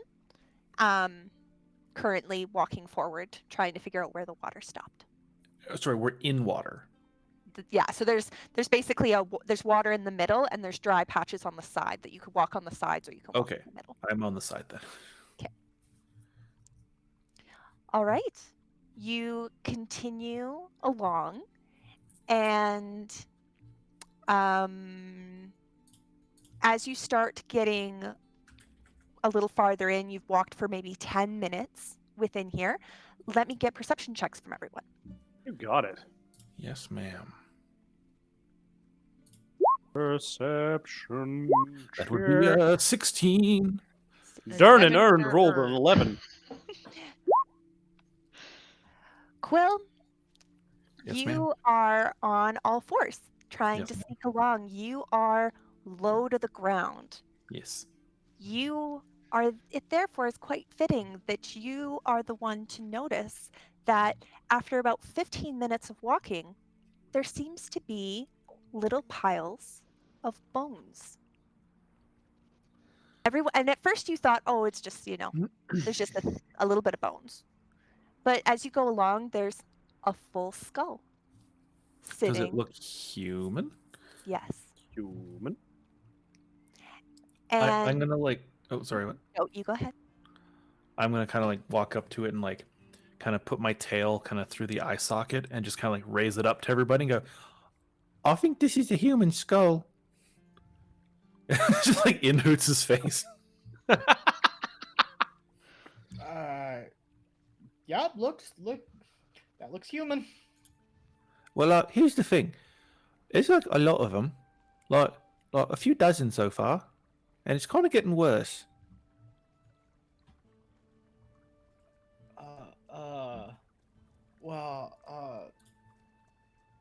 Should we keep going? I don't know if this is necessarily a good idea. Well, here's the thing. Is there any like meat on these bones, or are they just like bone? Bone. Okay. Well, they're kind of also just like bone. So they're kind of like there hasn't been like flesh on the bones in a while. So they could just be old. Because like if there was like new bodies, there'd be like rot and like stuff like that. Well, I mean, like, do they look chewed on? Yeah, are they like gnawed on or just like have over the years just They look chewed on. Yeah. chewed on like by like rats and mice, or chewed on like someone was trying to get some marrow out? There is a large crack down the side of this skull, and part of the Ugh. jaw is missing. Well, I mean, personally, the few times like obviously I eat creatures, like But do they philosophize? I don't want to get started on that, to be honest with you. I'm kind of scared at the moment, and I don't need to be scared and confused. Yeah, there's something's been eating them. I don't know. It's not like a tiny thing. It's not like a mouse. It could be like a large mouse, but something's definitely eaten them. But again, they're pretty dry, so they might have been here for a while. Well, regardless of what ate them, water is important for this town, so we should continue. I mean, they could always dig a well.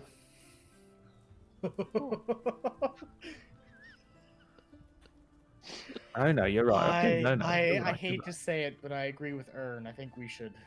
right. I know. I don't like this. I can just dig a well.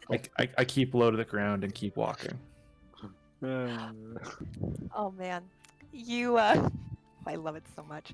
You continue along another few minutes, and you come to a opening where the roof seems to go up another 5 feet or so, 5 to 10 feet. So we're at about 30 feet high. The walls around you are broader and open up here, and you can see that there's water pooled around. There's more bones around here, and Quill, I'd say since you knew what you were looking for now, you do see a body slumped on the ground that looks newer, that has a large piece of their shoulder missing, and they are just completely dead. Are they? When you say newer, do you Newer. mean like there's flesh on the body? There's flesh on the body, and Ern would be able to tell that it's probably been here for about a week. Does not smell good. Okay, I with my strong scent quickly like skitter away from it. I go, So, that was a fresh body over there. So you might want to get it ready. I want to Dern investigate the body. Okay. Dern pulls out his hammer and protects Hoots while he's taking a look over the body. Okay. That's gonna be a 10. He's dressed very similarly to Czar. And that's what you get. Probably one of the townsfolk came up here looking to see what was going on, but He did say that they were here. yeah. And we're going to go over to the map where I have brought you all. Maps are scary.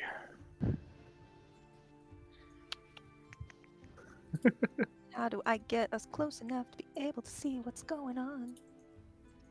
Do do do do do do do do do do do.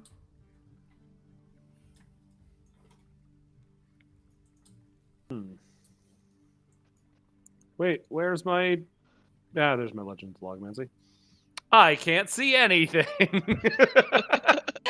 You have to drag the lantern to the screen for yourself. Give yourself a Oh, lantern. right. Give Oh, myself don't move a yourself. movement. Oh, Yep. oh, I'm Come sorry. back. I'm sorry. Come back. No, I want to move myself. Should I do the same thing? Oh, yeah. You know what? I'm going to give you guys, I'm going to put light on you. Oh, Give me 1 second. And then I got to figure out why my... Dern wants to flee. He wants to fly. Oh, apparently I can't turn on dynamic lighting on you. We're just going to give you lanterns. It's fine. It's fine. Lanterns are fine. I'm just going to find the lantern. Here it is. I just want to see. Okay, so Oh, that's thank there. you. We've got a lantern in there now, I see. Jeez. Good. I can see now.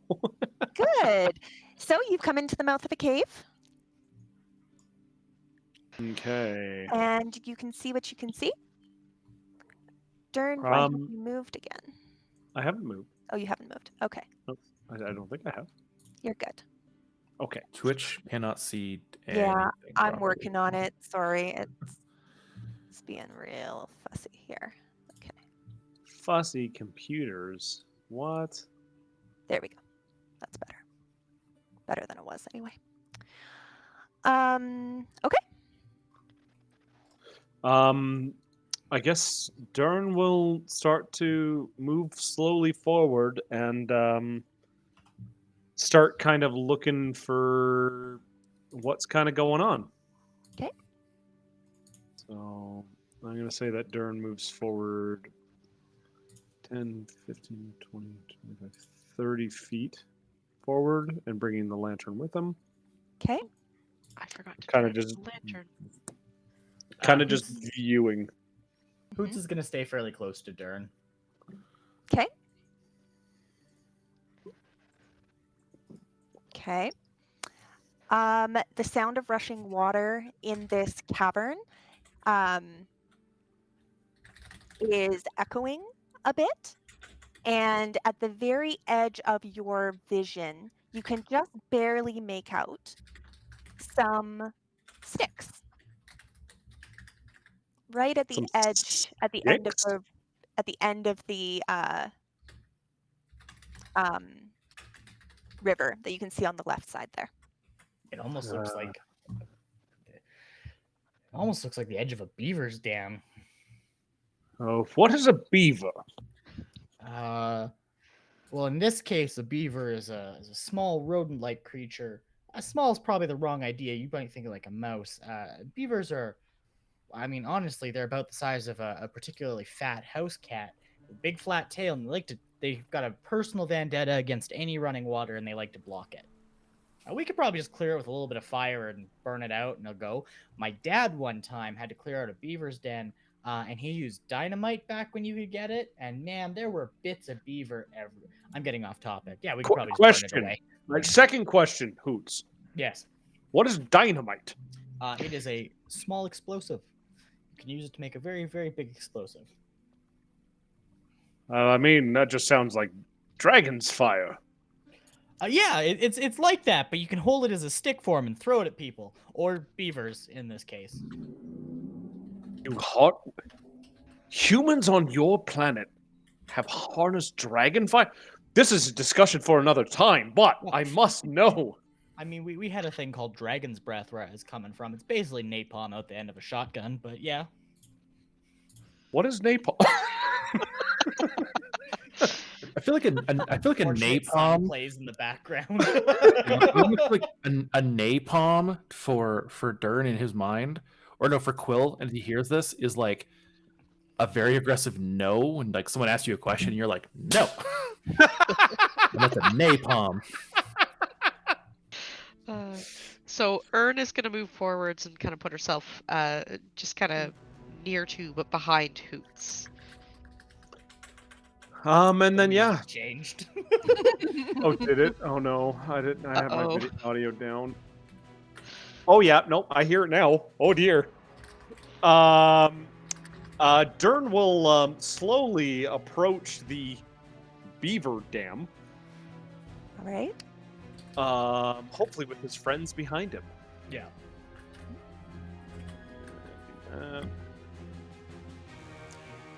What do I You see? get closer and are able to see that what you had assumed was you see a large pile of sticks and pieces of bark and it does resemble a dam. It does. But as Dern gets closer, you are also able to make out another shape. I am on the wrong screen for this. What does Dern see with his Dern eyes? Quill should also move forward. Quill's still hidden, right? Mhm. Yes. What is napalm? Is the name of the episode? Right, my image is missing, but that's okay. On the top of this is a large, leathery looking blue-green egg. Okay, question. Does Dern recognize this type of egg? You can roll me we're gonna call it a nature check. Nature. What kind of egg is it, Dern? How well did Dern? That's a 2. Dern, that's an egg. Would I notice anything about dragons? Because I'm obsessed with dragons. Mm-hmm. It's not a dragon's egg. Would I know anything about what kind of egg it might be? You can roll for it. What do you want me to roll? Not sure. Sure. Let's do another nature. Not sure. And a 5. It's a big egg. And look at that. That looks like that nest is definitely causing a bit of a blockage. What do you do?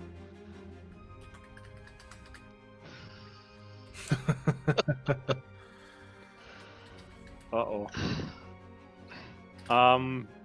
Dern will approach and listen. Yeah, Hoots is gonna stay right on Dern's tail, like the battle buddy formation we did. Yep. Yeah. Dern nods to Hoots and will approach 5, 10, 15, 20, 25 feet, still staying a little ways from the nest to get a better look. Hoots has his head on a swivel, trying to see if he sees anything. He hasn't Yeah. seen anything yet. Roll me a Ern perception. hangs back a little bit. Perception. Okay. I need a perception from Dern, and I need a perception from Hoots. Oh man. Not great. Nope. Oh, We used all our good rolls earlier. yeah. No, on that you don't. Dern, do you touch the egg? No, God, no. All right. Dern is like, he is about 15 feet away from this nest now. Mhm. All right. Hoots, I will say that you would notice that this tunnel is covered in the roof in circular holes. Looks like there are dozens of channels coming off of this cave.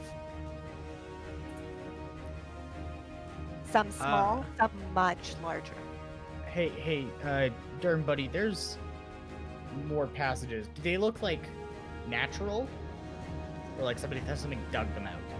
It looks like something has dug them out. Now, I don't know how big the worms are here, but something's been digging around in here, buddy.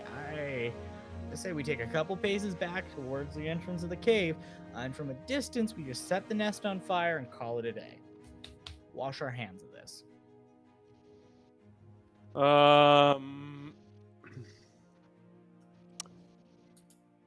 Dern goes, but we've been entrusted to do this.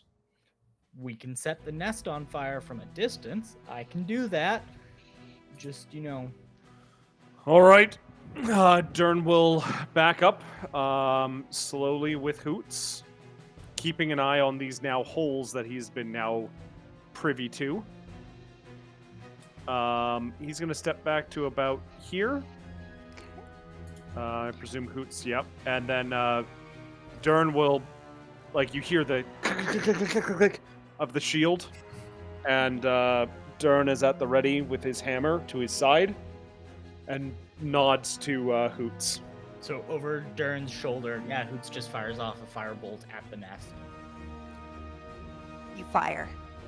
It shoots across, lighting the air as it goes, and hits into the nesting material, and flames start to catch and lick up around the outside of this egg. And from above you, you hear a cry. "Ah!" And I need everyone to roll for initiative. As soon as I Oh get God, the are we- order what are up we- for you. There, now roll for initiative. What are we fighting? I am so very curious. Oh, the lantern got a 4. The other lantern also got a 3. Okay, why can't I? Oh, I select haven't. myself? Oh, sorry, I haven't cleared this. Sorry, guys. No. I just rolled the lanterns. Okay, go There again. we go. Dern got a 16. There we I got go. a 16 Hey! earlier. Yeah. Nice. So earned should be 17, yep. 19. Gotcha. And Hoots. I rolled a 16 earlier. You cleared it out fine on me. Can you roll again, and I'll update it to a 16 again? That's some pretty good initiative. Those are good initiatives. I mean, I'll happily take that 18.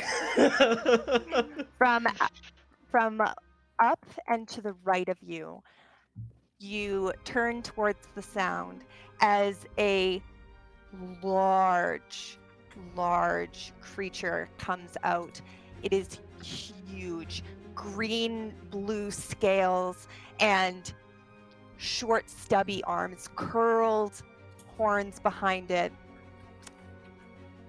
A Bahir Sorry? comes curling out of the upper chamber. A what? What? And Oh, that's bad. he Oh no. curls down I don't see. behind you Oh. Oh, that's some Monster Hunter bullshit. and roars and rolls its own initiative. Awesome. Monster Hunter 3. This thing is weak too. And with that, you have set the Bahir's child on fire. It is mad. And Quill, you may start. And I'm still kind of hidden, right? You are. Oh boy, this is not what I was expecting. I'm not happy about this. Oh my gosh. Okay, I'm going to move back, and I'm just going to shoot my bow at it. Nothing too crazy. For a 16. 16 will miss. 16 will miss? Okay. All right, boys and girls, let's do this. So my arrow just kind of bounces off its gross chest. Yes. Lovely. Cool. Cool. I'm gonna move back another spot. Okay. That's my go. Hoots, your turn. How high are the caverns? 30 feet. Yeah, Hoots is gonna go up about 10 feet. Okay. Where's that 10? Yeah, and then Tasha's Caustic Brew. Hot. Nice. So it's gonna have to make a DC 13 Dexterity save. Someone tells me it's not particularly. It does not make it save, so it will Okay. take that. And then at the beginning of every turn that it doesn't take its action to take the acid off, it'll take 2d4. Got it. Got it. And then also his little guy is gonna go and do, I think it's 2d8, if I'm not mistaken again. I believe that's No. correct. I closed my tab that had it open. Give me 2 quick seconds to double check and make sure I am giving you the right. Because it might be 1. It might actually just be 1d8. Yeah, 1d8 plus my intelligence modifier. Okay. So that's going to be.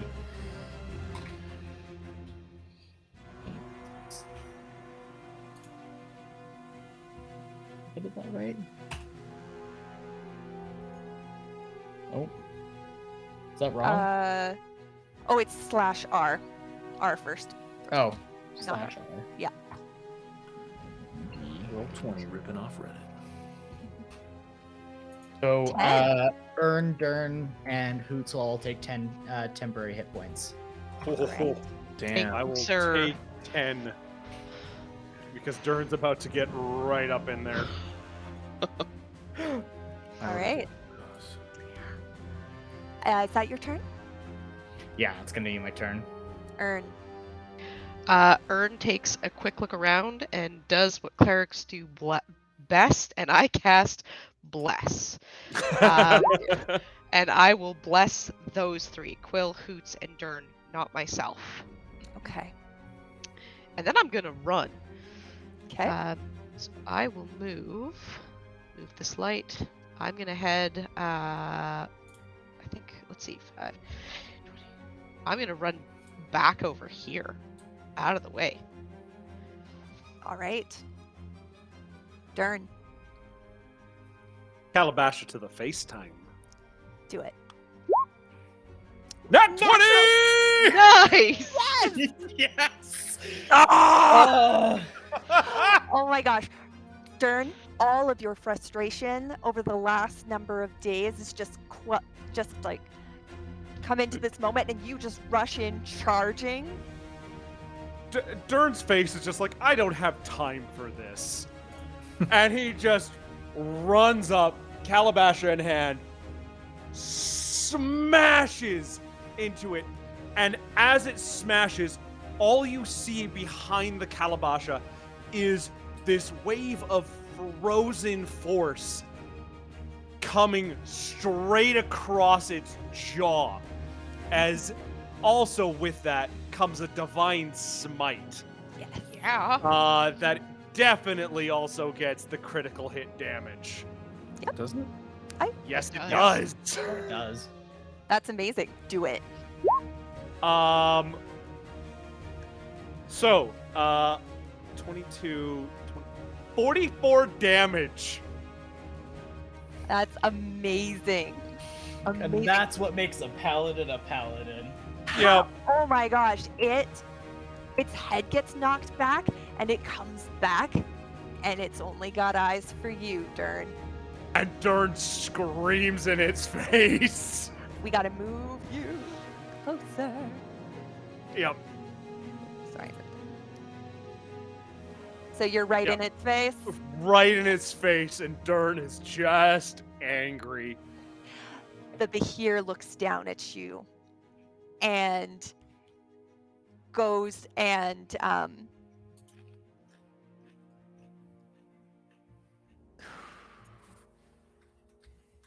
goes down and takes a bite at you. And is going to miss with its bite, and so it's going to swirl its body around you and try to constrict you. And that's a 20. That will hit. You are going to Not much I can do about that. You are going to take 14 points of bludgeoning damage, and you are grappled. Okay. And that will be the Behir's turn. Quill. Yes, sirree doodle. Where the egg was where? Sorry. It was in the nest, blocking the water. Is it just one egg or a bunch of eggs? One egg, about the size of you. Size of me. Now I'm getting more flashbacks to Monster Hunter of doing the stupid egg delivery missions.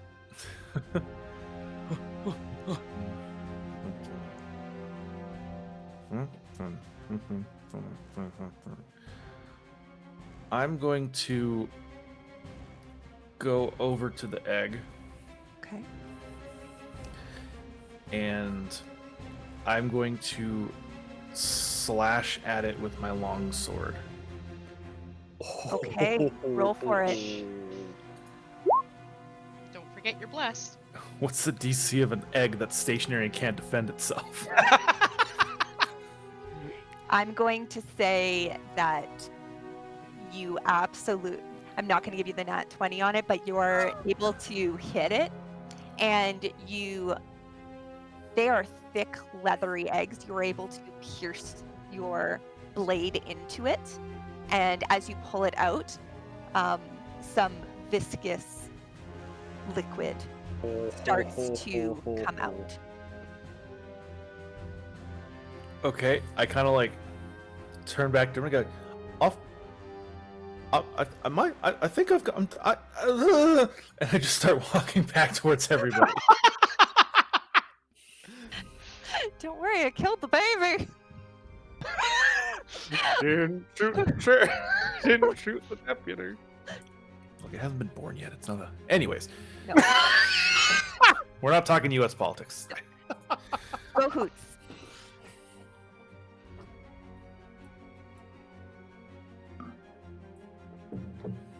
Hoots, Oh, you Hoots, we are can't hear muted. you. Quill Sorry, Quill eating instantly regretted slashing that egg. Yeah, Hoots is going to fly over top of Durham really quickly, or basically right behind him, and he's going to drop his Eldritch Cannon down to him, and then fly back again. Okay. He is a large, this is a huge creature. Yeah, he doesn't So- like fly over top of Durham, but like close Yes. to and then back. Okay. And then so yeah, like Durham, you feel like a little like skitter of claws on your back, and then like up on your shoulder you see, and it's like a little ball basically with spider legs, and like Hoots has crudely drawn a smiley face on it. Dern looks to it and goes, "Ah, hello, friend." And then as a bonus, he's going to compel it to do the 1d8 3. I guess I could have done that while I was over top and then flown back and still consider that an action, but you're gonna take 7. You're gonna get 7 temporary hit points. Thank you. And then from a distance, I just pushed the wrong button. That's on me. I gotta fix my. And then Hoots is gonna cast Firebolt at it. Okay. It's gonna be a 24 to hit. That will absolutely hit. That'll be 3 points of fire damage. All right. Oh, It takes it. don't mean to bring this up, but on its turn, did it take any acid damage? Oh, right. Did we do that? Yeah, can you roll the damage for me? Sorry, don't mean to. No, it's good. You guys want those? Yes, yes. Well, Dern is wrapped up. Yes. So that'll be, yeah, it would have taken 4 points of acid damage plus the 3 points it just took right now. Okay. All right, got it. And Ern, it's your turn. Oh, Ern's gonna come out a little ways here till I can see this thing. Seeing Dern wrapped up in its claws, Ern is going to reach out her hand and cast Guiding Bolt. Okay. It's really fine. I'm okay. Oh, it's a 16. A 16 doesn't hit. Oh, darn it. Okay. Well, I tried. And it kind of coils around and like tightens in a little bit on Dern. I kind of wince seeing Dern stuck there, but I'm just gonna move back a few more feet, and that's it for my turn. Dern, I can still attack while grappled, correct? you can. Your movement speed is 0. Okay, perfect. I'm just gonna attack. 17. 17 will hit. 17's the key number, folks. Congratulations, you have determined the AC of this creature. And 15 damage, and I'm going to smite again. Nice. This time I'm going to do a searing smite.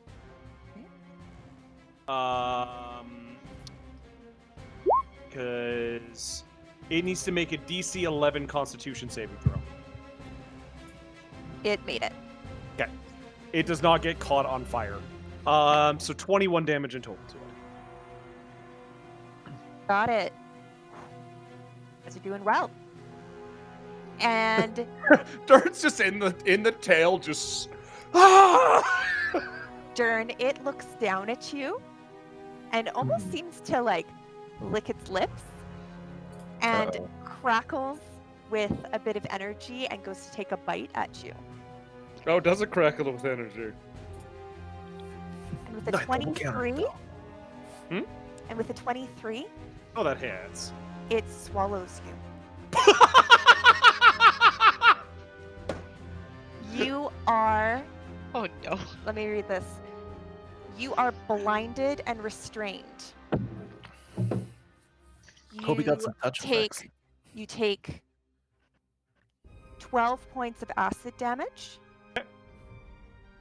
And that's where you are. You are restrained and blinded per the conditions. Oh, God! Quill, it's your turn. Oh, Yeah. can you roll the acid damage for the Behir as well, please? 6. Got it. Cool. So I plunged my sword pretty deep in that thing, so that's probably dealt with. Quill. I'm trying to click and drag my character on our Twitch thing.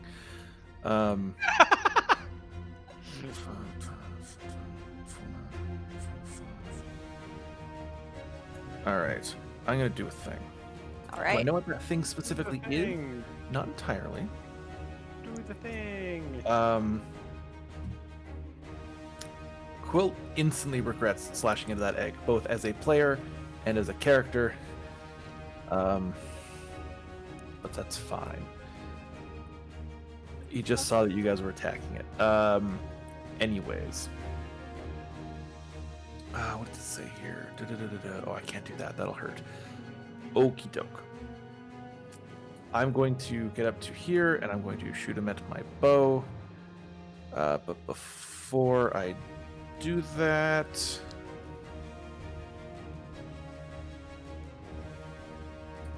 Nothing. I'm just going to shoot him with my bow, because I'm super exciting, I know. Oh my gosh, come on now. There we go. Okay, longbow. A 22 will definitely hit. Cool. So that's 11 points of piercing damage. I am going to mark it as my favored foe. and deal another 1d4 Do it. for 3 more damage. Got it. And then the rest of my movement, I will go back up to here. Okay. And that'll be me. All Very right. excited right now. Hoots. Your friend has been eaten. Yeah, my friend has been eaten. Quill, by West- the way, has not noticed that Dern is not specifically right there anymore. Question: Yes. did the spider bot come with me? It would have, yes. It would have, yes. Oh, dear. Because it was clamped onto your shoulder. Yep. Okay, which just means wanted it to check. also would. It could heal me inside. Well, I can hold on. Because would it take damage as well? At the beginning of the Behir's turn, it will. Okay. I'm before the Behir, so I'll at least get a turn of healing. Yeah. So like inside the creature, you can hear Hoots go, "Okay, little buddy, time to go." And you're going to get more of those fun temporary hit points. Plus 3. It'll be 7 temporary hit points. Thank you. Hoots is gonna kind of. I've been using every single one of those temporary hit points. I hope you know. Yeah, it's gonna take damage. From inside.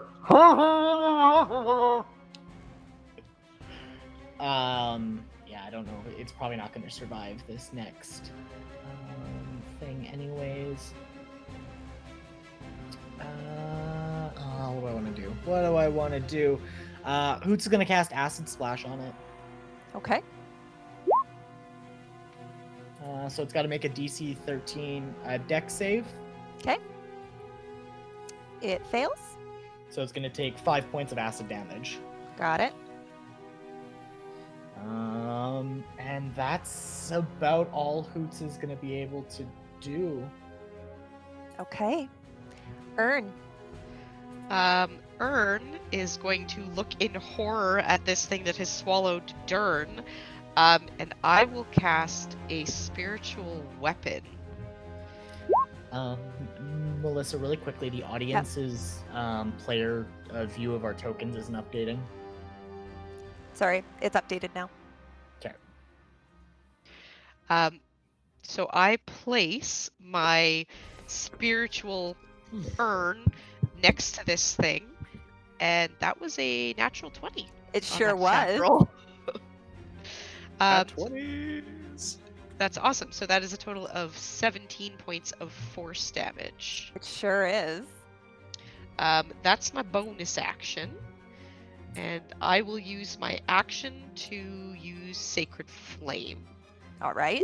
So that is a dexterity 13. And it made it. Okay. Well, it doesn't take my 1 point of damage, and I will just hang out right where I am. Okay. Dern, Yes. you are restrained per the condition. You are blinded and you are in a stomach. Yep. What would you like to do? Breathe frost breath. Could Attack. would- Yeah, you can do that. Do it. And I had to go read the condition to make sure I was right on this. could Dern use create water inside the creature as a 5th level? He's inside it, so I think he could. It's not like a point at the lungs thing. He's literally there. He's in the creature. He might also drown himself, though. That's yeah. I mean, Those that's breath the for a risk. That's minute. the risk you take, right? Dern. Thinking for himself.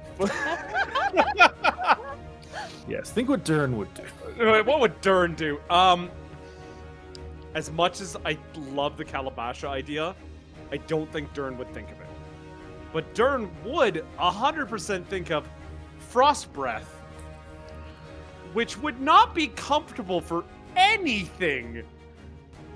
And breathes his frosty breath inside the creature. Okay. Or this is acid damage, isn't it? frost breath? No, it should be cold No, damage. no. The damage inside the stomach. Yes. Would absorb elements level 5 do anything? Can you pop the description of absorb elements into the comments for a second for Yeah. me? Yeah. It's an important thing that I need to be sure before I make a ruling. Absorb elements. Absorb. Oh, no, I'm spelling it wrong here. Absorb elements.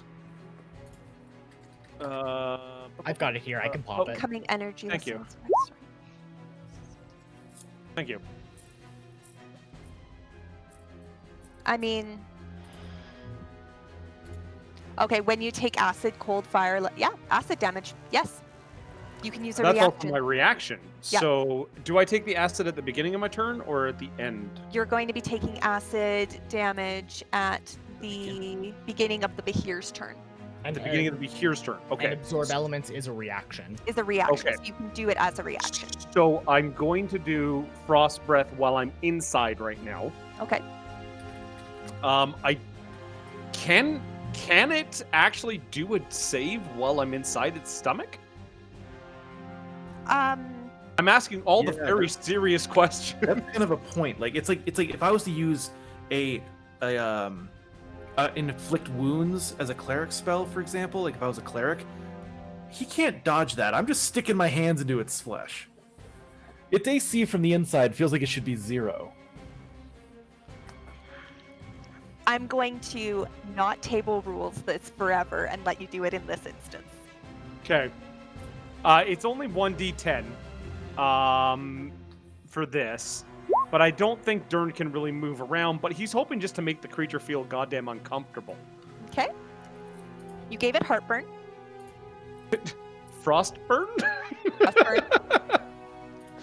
All you see coming out from its mouth is just like, puff. just ice coming out of its mouth, and you're like, okay, Dern's alive. And at the beginning of the Behir's turn, its stomach contracts around you, and 21 points of acid damage tries to surround you. We're going to do 5th level absorb elements. All right. Sorry, how much was that damage again? 21. Dern, on your shoulder, you watch the little cannon stumble a little bit and then just dissolve away. Yep, that's fair. But Quest was 2 or higher, the damage increases by 1d6. So if it is level 5, that is 5d6 of damage I absorb. Yeah. 22. You absorb it all. Also, it takes 5 points of acid damage itself. Thank you. It is mad, and it can't be feeling good. I just slithers removed... its way and rears up on its hind legs and hoots. It's coming for you. That's fair. I also like the idea of the fact that I just removed all of its stomach acid. It cannot be feeling good after that.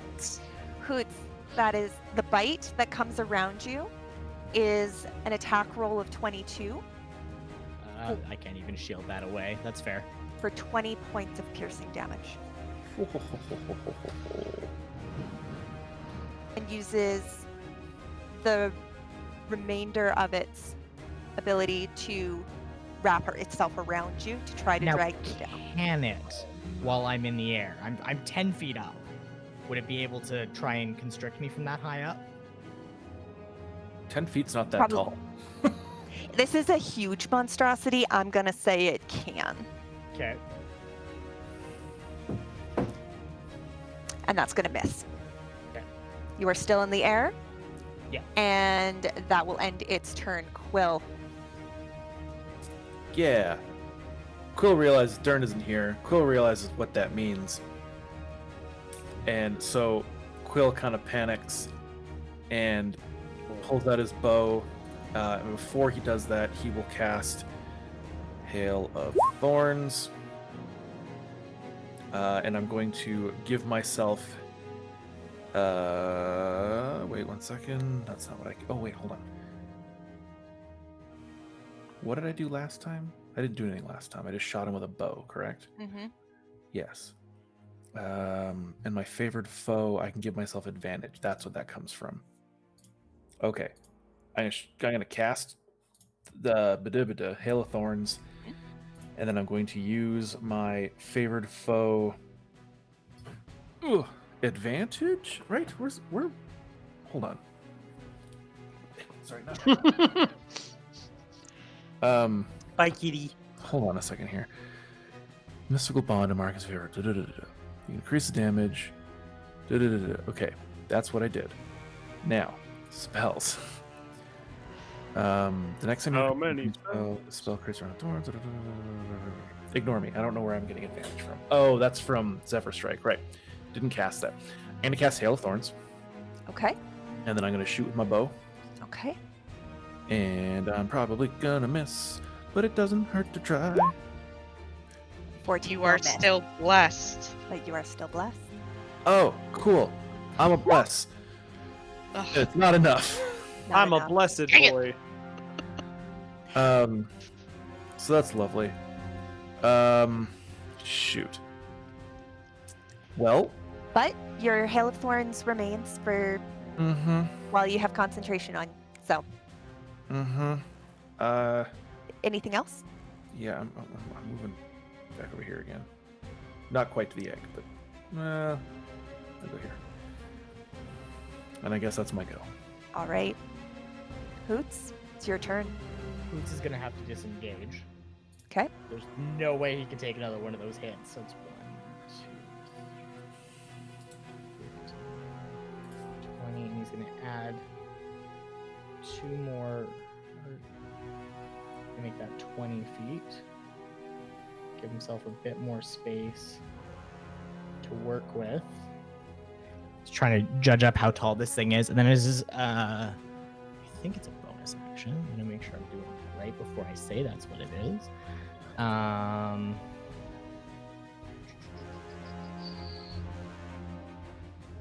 Yeah, so and then with my bonus action, I'm actually going to create a new Eldritch Cannon because I've had that old one for quite a while now. And so Hoots did this different from everyone else. He took blacksmithing, so he pulls out like a small metal ball, holds it in his hand till it glows red hot, and then just kind of like slams on it with his hammer. And the ball kind of, its legs fold out, it pulls out, and it just pulls into like a gun barrel. Like just a straight up like 1911 barrel, just kind of like folds out, impossibly long to fit for this thing. And it skitters along his arm down to the edge of his shotgun and clamps onto the edge of it. Love it. I love it. Amazing. Is that everything for you? Check. Yep, it's gonna be everything I can do. Ern, it's your turn. Okay. Ern realizes that Dern is not around. Ern saw Hoots just narrowly get out of here. Ern will hold up her lantern towards this thing and kind of point a shaky finger at it, and I will use my channel divinity. Okay. So before the end of my next turn, the next attack that hits, it will have vulnerability to all that damage. Okay. And then I will bonus action move my spiritual weapon over, because I don't think it moved more than 20 feet, and I will attack it with that. Okay. And it's a miss. It misses, yeah. Okay, it's 14. It's a miss. Ern will move back over here and leave this for someone else to do. Okay. Dern.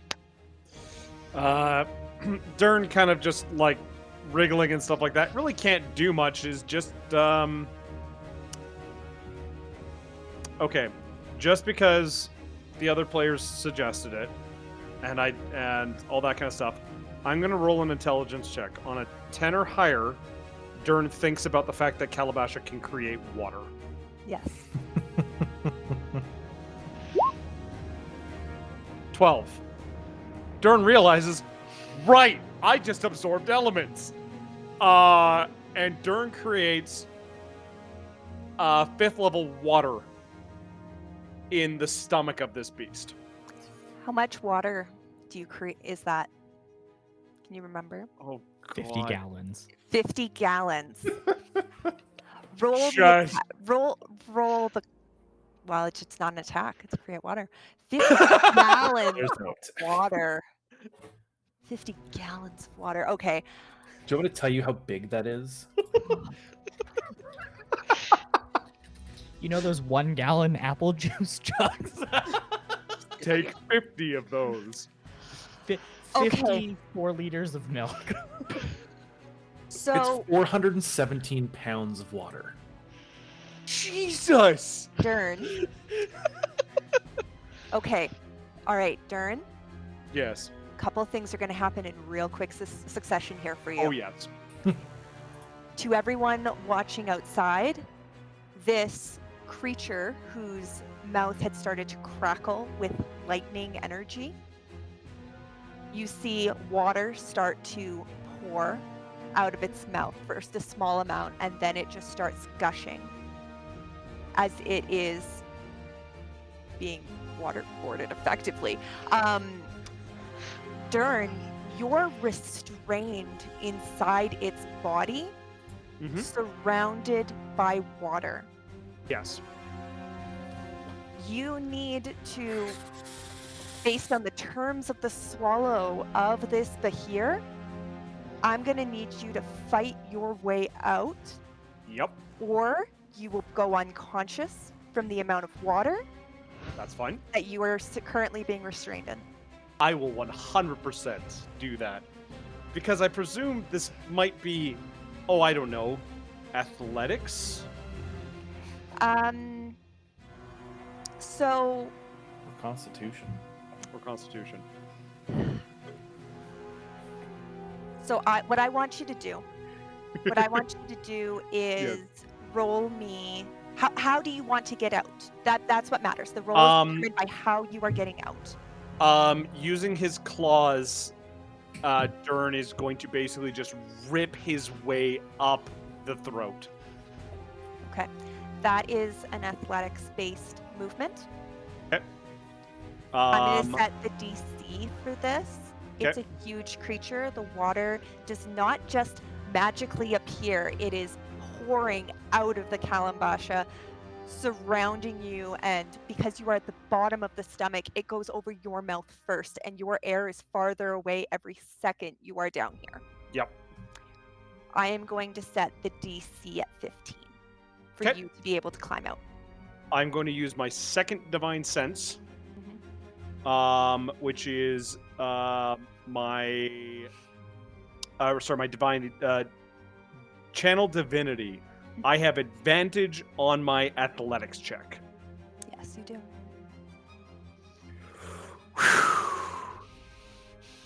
Would he still have bless on him too? Nat 20! It doesn't matter though. Dern Rupa! Dern Rupa! Okay. All right, Nat. Damn!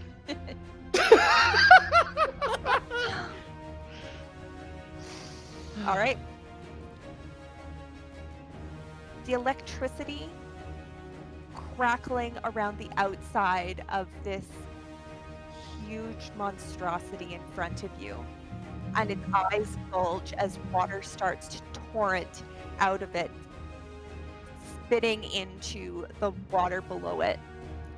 And at first it's clear, and then it starts to get darker, and you notice a deep reddish brown color starting to discolor the water.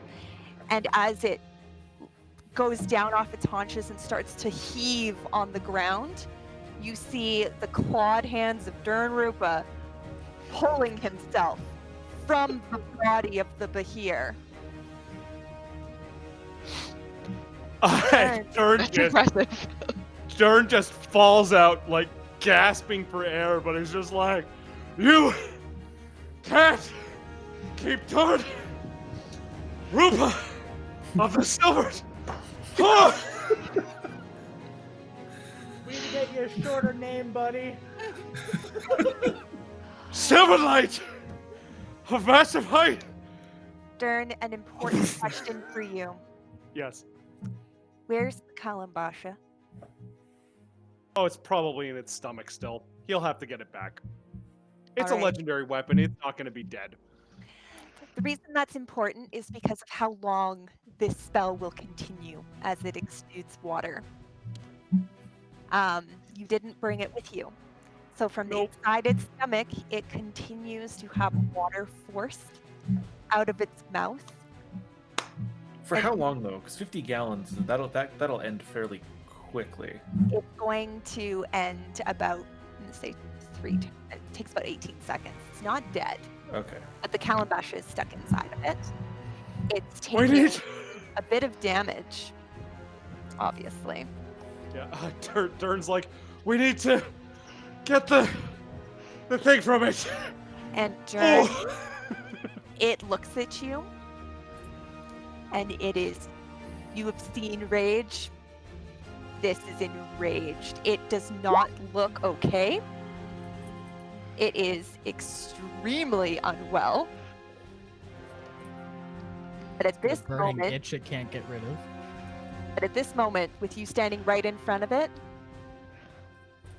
I need you to roll a dexterity save as lightning shoots from its maw directly You're at you. You're still 19. blessed. Question. Yep. If it is water pouring out of its mouth and it casts lightning, would that not just surge back into its body? Dern, you're going to take 33 points of lightning damage as it Oh! kills you and itself at the same time. Yeah, Dern definitely goes down. Dern's at 0. Dern just goes, fuck you. As he kills falls. itself? Oh, right, it has lightning. Sorry.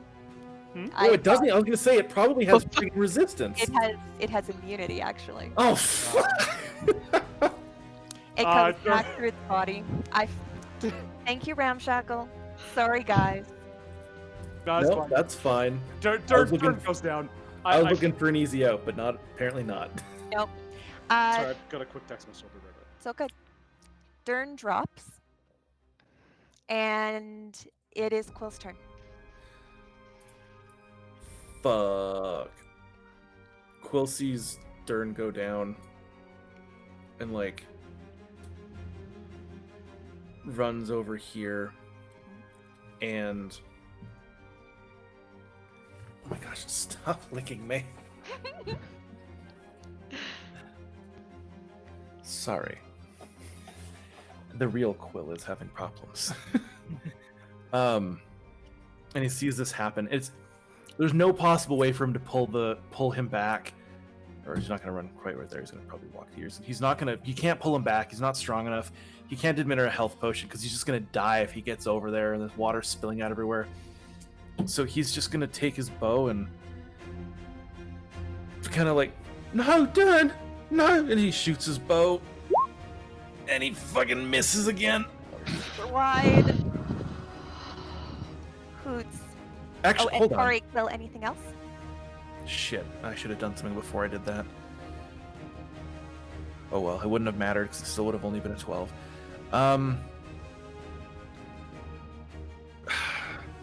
No, there's... Fuck. I'm gonna move back towards that egg again. Okay. And I'm gonna call out to the thing and go, "I'll kill you, baby! Leave my friend alone!"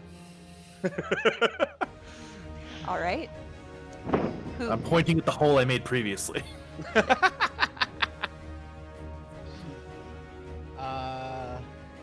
Well, Hoots is gonna he's gonna hit it with Acid Splash first.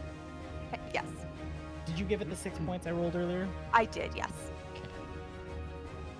So it's gotta make its DC 13. And it made it. Okay. And then Hoots is gonna point the shotgun at it, and the From the barrel of the cannon, a bolt of force energy is going to shoot out of it. Okay. I'm just realizing there's no way to roll that on my character sheet, so I think it's just a straight attack. Yeah, that would make sense. It's a nat 1. The gears are still forming. It hasn't quite cooled down yet. It's not ready for the attack quite yet. Okay. And then Hoots is gonna move back here, closer to Ern, and go, "Hey, can you help our friend up?" Yes, I can. And it's your turn. Um, so just to be clear, Dern is not like dead. No. Dern is just at 0, okay? Yeah, Dern's at 0. Okay, cool. That's great. He made his save, which means he didn't just outright die. Fantastic. So from where I am going to go ahead and cast a level 2 healing word on Dern. And because he is at 0, it is maximized. So that would be 2d4 plus my spellcasting mod, which is 3. So 11. Get 11 hit points back. Thank you. You are very welcome. Dern gets back up and he's like, okay. Is this thing? Oh, it's not dead yet. Okay. Doesn't have a hammer. Just has his shield back out. I'm not sure Hold the urn is done yet. That was my bonus action. So my action, I will just Sacred Flame it. All right. Dex Dex does 13. not make it. Takes the 7. 7. But unfortunately, I do not believe that qualifies for my Path to the Grave. That is when you hit it with an attack, and that curse fades at the end of my turn, unfortunately. That's it for my turn now. All right, Dern. Dern, standing in front of this thing, will lay on hands himself for 15 points. Taking him back up to 26 as you kind of see blue flame just kind of go up his body, and a lot of the superficial wounds. Superficial. Wounds just lick off his body, and has his shield at the ready. And as a bonus action, with my last spell slot, because I've done 2 smites and I've got 3 slots total, I will cast Shield of Faith on myself as a bonus action. Giving myself +2 AC at 20 AC with no weapon in hand. Right. And standing back up, he's looking at this thing going like, bring it on. You ain't killing me. Well, it's its turn. Roll that acid damage. Gonna nickel and dime this thing to death. Nickel and dime it down. Nickel and dime it down. 5 points is 5 points. Do it, friends. It's not looking good. But you know what it doesn't appreciate is a stolen meal. Dern. Yep. It's going to constrict around you. Okay, bring it. It's got to make 20. It misses, so then it tries to bite. And with a 24, it deals 32 piercing damage on you. 32? Oh my god. Hold. No, turns back down. Turns back down. Turns like, Done. Quill, it's your turn. 20 AC. Come on now. DM's playing unfair because we hooked the other encounter too easily or something. You guys are doing well. You're only down 1 person so far. Quill seeing that's going on with Dern, and Dern being his best bud, he just kind of like has the electricity kind of run up through from his tail up through his body and kind of spark between his ears as he'll cast Zephyr Strike. And as he does that, he's going to give himself advantage on this attack. Get that nat 20 now. It's not going to happen. It is. Don't worry about it. Close. No, but it's an 18. But an 18 will hit. So a couple things are happening. Yep. I'm not going to mark the damage down yet. First, there's 4 damage. Yes. Then I'm dealing an extra 1d8 from my Zephyr Strike. Yes. So that is a 1. So that's 5. Then he's my favorite foe, so I'm doing a 1d4. And that's 1. Nickel and Oh my diming. gosh. So that's 6. And now I need him to make a dexterity saving throw. Got a 20. Do I have to roll a 2 on this or no? It's just whatever my dex is. Just your dex, yeah. Cool. Okay.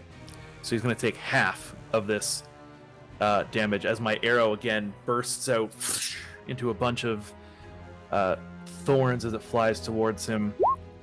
And he'll take 3 more on top of that. So he'll take 9 points of damage. Got it. And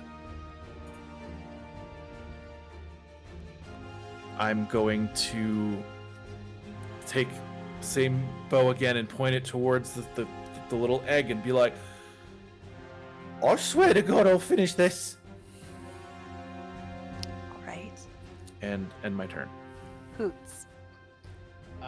Hoots is going to, like the bird of prey he is, tuck, dive, and land. Oops, if I land behind Dern and cast Cure Wounds. The life of the tank. Standing, getting up, getting knocked down It's gonna be again. 10 getting up points again. of health.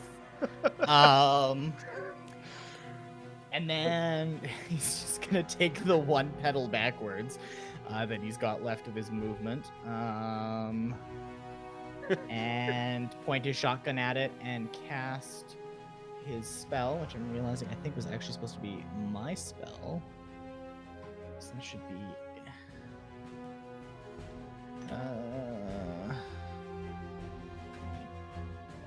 Oh, DM. So we know it is done as a ranged spell attack, but it's me that's telling it to do the spell attack. Would I be adding my spell bonus to that?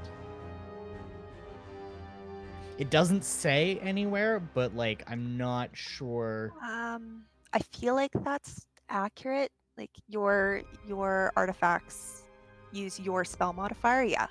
Yeah, looks like Ramshackle's saying they do. Yeah. So that is going to be hit. I mean 18. That will hit.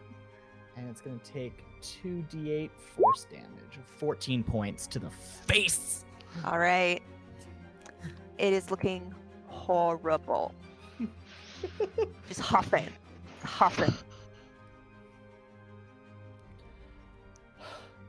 And Hoots, is that it? Yeah, it's going to be me. Dern's just like, okay, can we make a decision if we're killing this thing or not, please? Sunburn's gonna move this way a little bit. I will bring my spiritual weapon over and start by striking with that. Ugh, that is crap. That is a 7. And then with my action, I will cast a guiding bolt again. Okay. See if I can hit something. Ern, how does this attack go as you slay this here? I am looking at Dern on the ground. I can hear Quill off in the distance. I see Hoots go over to Dern and heal him, knowing that frees me up to cast this. I hold my lantern out towards it, and as I do so, I kind of turn my head and I say, as Hoots would say, go fuck yourself.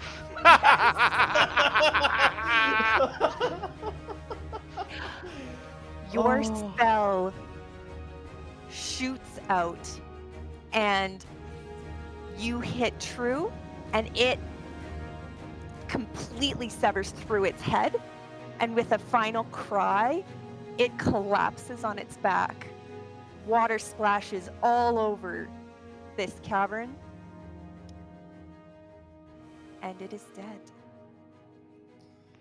Oh, Dern pulls out the dagger that Quill gave him, just starts carving into it. All right, let's find this hammer. Dern's kind of like drunk almost, in the sense that he's been up and down, just like. There's not very much victory from Dern at the moment. He has water intoxication. Yeah. Intoxication is It's a real thing.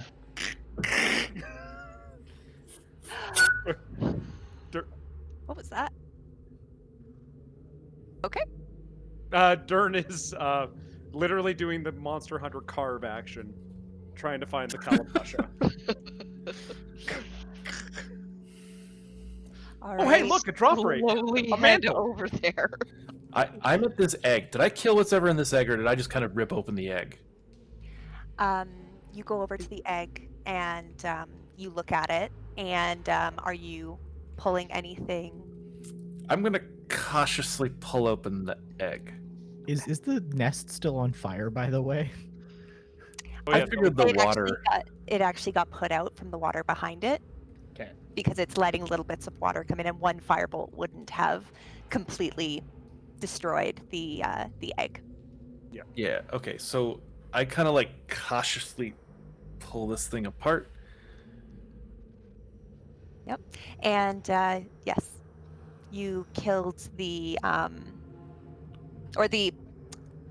it's not alive. I don't know why I stumbled over that, but nope, it is you killed the egg. Quill kind of like pauses for a second and is like, "Well, I mean, I guess I'm just preventing a future problem." Yes, yes, you are, Quill. And he kind of like for a second goes, "Yeah, that sounds fine," and heads over here. Dern is just. I do not wish to be swallowed again. During the Kalambasha is so gross. And it's just like slimy and Dern doesn't care at this point. He's just like, I'll wash this later. Puts it on his back. Dern is covered in slime Quill- and viscera. Quill kind of like walks up to you and is like, Sherlock, don't do that again. But hopefully this helps." And he kind of puts his hand out towards you and pokes you, kind of like on your chest, kind of keeping away from the goo. And he's going to cast Cure Wounds. And that is going to be for 4 points of healing damage. You've never seen Quill do this. He just kind of like puts his hand out and touches you and goes, "Here you go." Dern feels very touched by that. And you still think he's a wizard, and now he's not only shooting thorns, but he's healing you. Dern's not concerned, but just questioning about Quill in general. Is just going like, is he a cleric?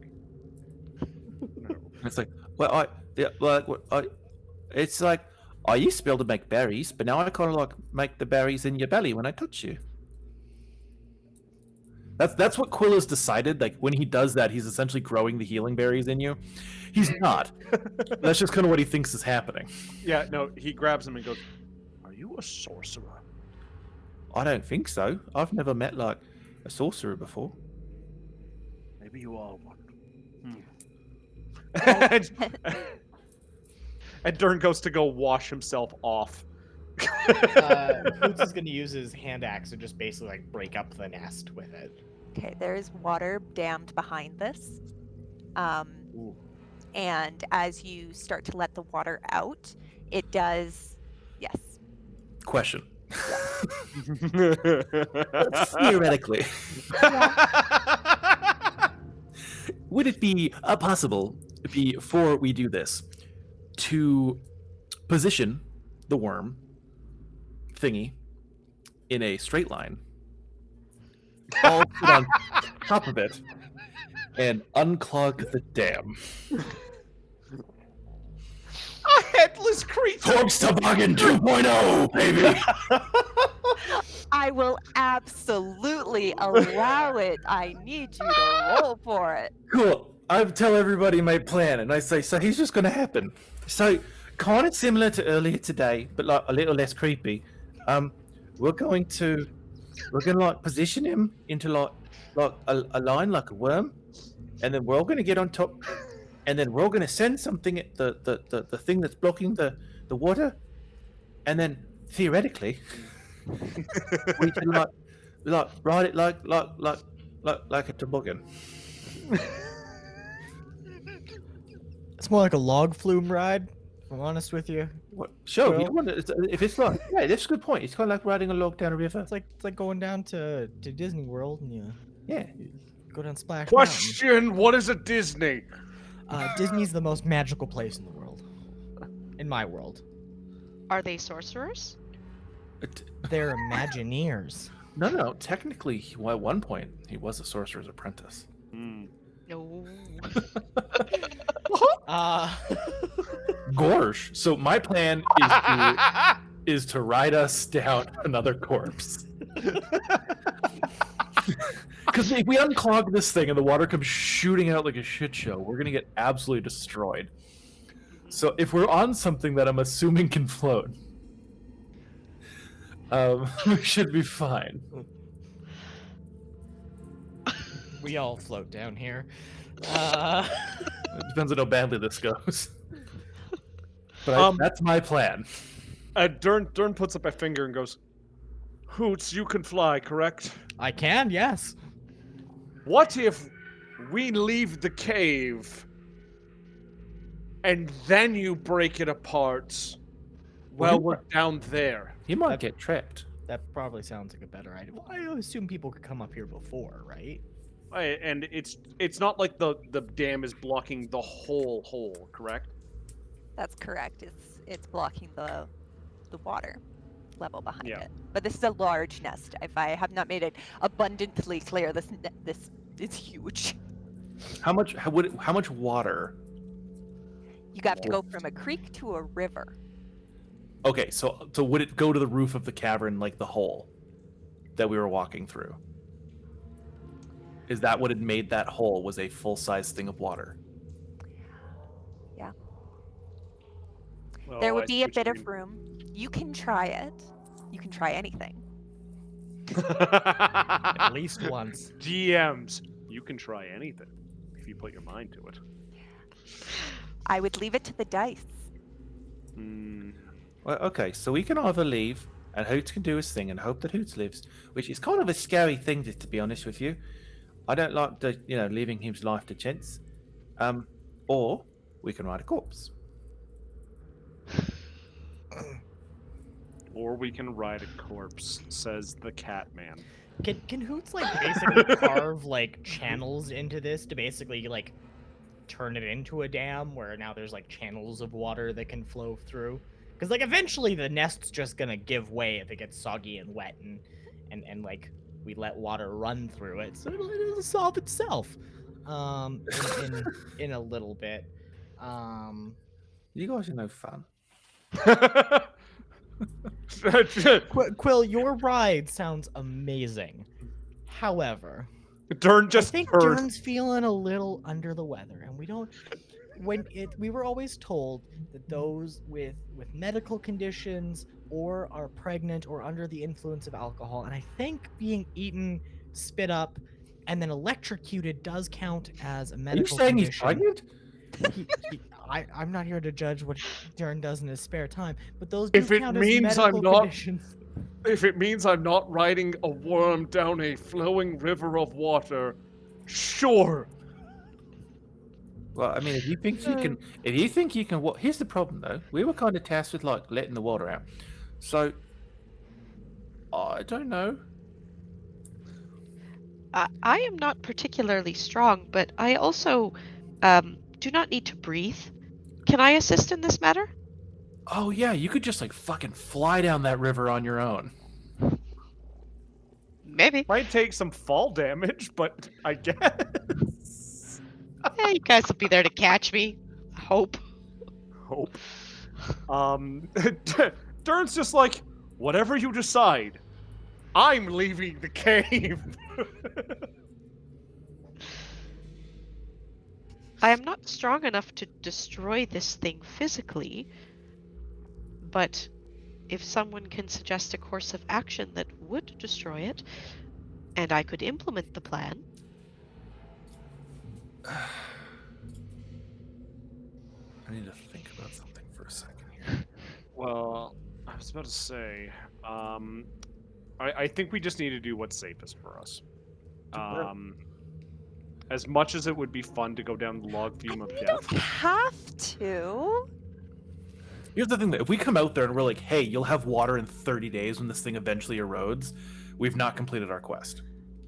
No, that's fair, and I understand that. However, How much oil do you have, Dern? That's kinda Dern pulls personal. out a pretty big flask of lantern oil. Quill also has a bunch of oil still too. Okay, Yeah. well, so we've helped these people. I think they can give us some more oil. If we douse the wood in oil, leave a torch burning on top of it, and then fuck off, we can get out of here. The fire should consume it, because, you know, oil will burn anyways. It sits on top of water. It should still burn and catch and kind of push it away. And then we can kind of watch a little bit from a distance. And once it starts to kind of creak and give way, we can really fuck off and not worry about it. I mean, it's like a 15-minute walk. It's not a casual fuck off. True. That's the problem. Are there? You said there's other channels in here. Like, is there other exits? They're all on the roof, and it looks like now that you've seen one Bahir come through one, it looks like it was probably tunneling around. Oh, hold on, I got a shite ton of rope. Hmm. Can't I just like affix it to an arrow and try and just like out the hole and have it? So they're not holes out, they're holes up into the mountain. They're tunnels. How high up is this? You were 20 feet up to get into the mouth of this, Yeah. and then it would have gone on a mild slope up because the water falls down over this way. So you're not very high off of the ground if you were the equivalent outside. Well, no, I mean, like, there's a little, like, cliff, it looks like, inside the space. Yes, that one is 20 feet up, and then Yeah. there's a ledge bit up there before there's more of those holes up there. We could just sit up there and, like... Wait for nature to stop.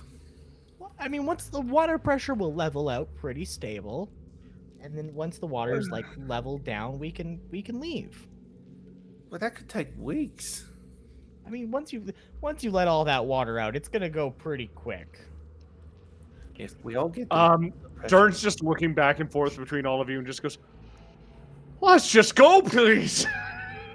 Well, we can't. Like, I need a shower." We came here for the water. There's plenty of water. Not a shower. We came here for the water. We can't have to do the water thing. Dern, if you would rather be outside, then I think that is smartest. You have been rather injured. Yeah, Dern's just going like, "All right, goodbye. I'll see you down there." He's like, I was literally eaten today. I'm out. Yeah, Dern's like, "I've done my job. I'll see you outside." Wait a second. Why don't you just put acid on the bloody thing? Like, just to burn through it. Like, don't you have like? Because acid will just keep eating through real quick.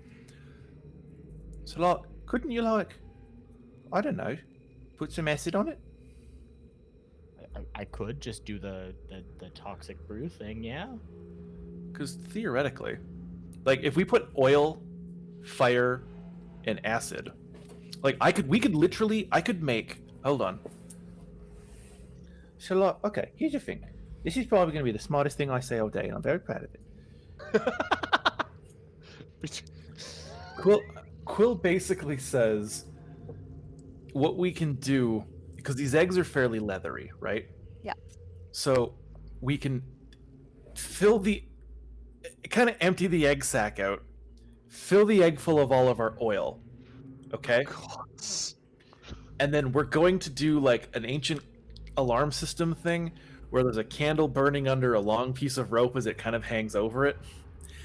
And then all of the oil's in there. You're going to cast acid. So the acid's already kind of doing its thing, slowly eating through. We set a fire on the rope and we run. And then by the time that rope is burnt and the oil comes crashing down onto like some other pieces of rope where we got burning around it as well, by that point, we're long enough away, the acid's going down, the fire kicks in, quickly flares up, enough to probably dislodge it. And then he just kind of goes, that's a lot of thinking for one go. But yeah, something like that. Egg full of acid and fire, oil. Egg full of acid. Oh, that's good. I like that.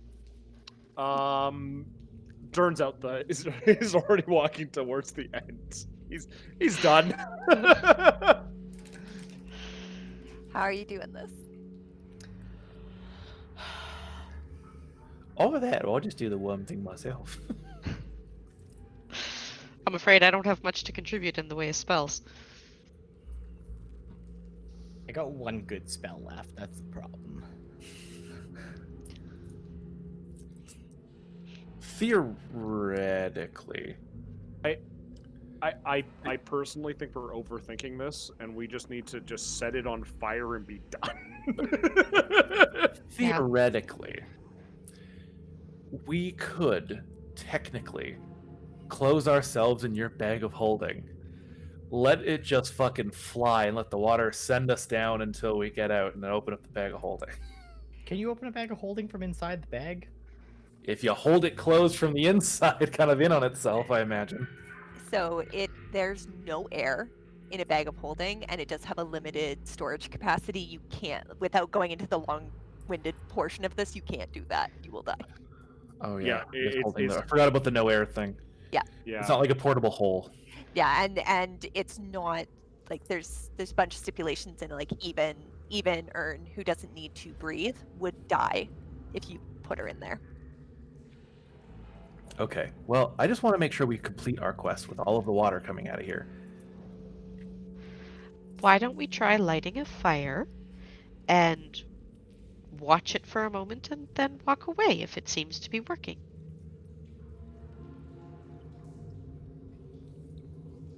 You hear down the hallway. Agree. Yeah, Hoots is definitely just tired of overthinking this.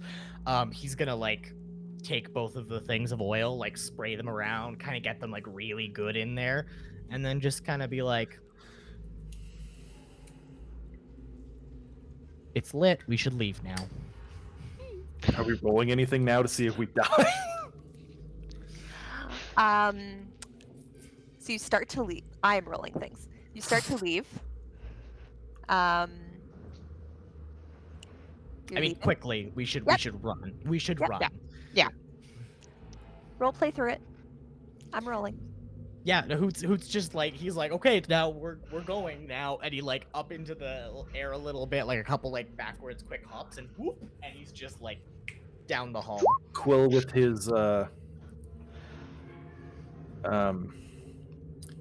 does his little Zephyr Strike thing again. And since we're out of combat, I'm just going to count that as moving really fast, and just like wink Ern just moves at Ern's speed. at Ern's speed.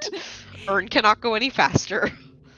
You hear the sound of fire popping, and sound echoes in here. So about 7 minutes into about halfway through, you hear some crumbling sounds, and the water at your feet does start to rise a little bit. You double time it and get to the mouth of the cave. The water is now at about knee height, and you hear a rushing roar from behind you as a tidal wave is coming. You are all standing at the mouth of the cave. Hoots A is wall of absolutely water. not. Hoots is lying. Is there a river below us, or is the river Yeah. empty? How far So down there's is it? 20 feet, and there's a creek below you. How I far would is the like creek? Ern just jumps. 20 feet. I would like to think the Dern is down on like the bay, just watching the hole. But no, but how much water is in the creek? Like, how deep is it? Ankle deep. Oh, are you sure you want to jump that far? That's No, only but- like 2d6 damage. You're good. It's 2d6. It's not 2d6. I thought it's 10. Oh, 20. Sorry. 2d6. Yeah. Quill is actually going to climb up above the mouth of the cave. Ern Okay. cannot climb. Ern cannot fly. Ern just jumps. Ern takes 5 points of falling damage, and Quill, you climb up and you hold on. Ern, you fall to the ground, and your arm cracks as you fall, Ah, and you push yourself up and scramble up the bank to get out of the way of the river. Quill, I was about to say, could I make like I'm at the banks. Am I? I just want to kind of reach in and try and help people out. absolutely. Yeah. Quill, you scurry up around the top of it as water starts shooting out, and at first it's going like feels like it's like stopping, and then suddenly a Yes, Bahir's I've body seen videos of comes, dams. a Bahir's body like torpedoes out of boom! I kind of like, in my mind, I'm like, okay, that would have been a bad idea. the water shoots out for a moment before settling down, Is and that thing gonna land on anybody? 'Cause we got earned down there.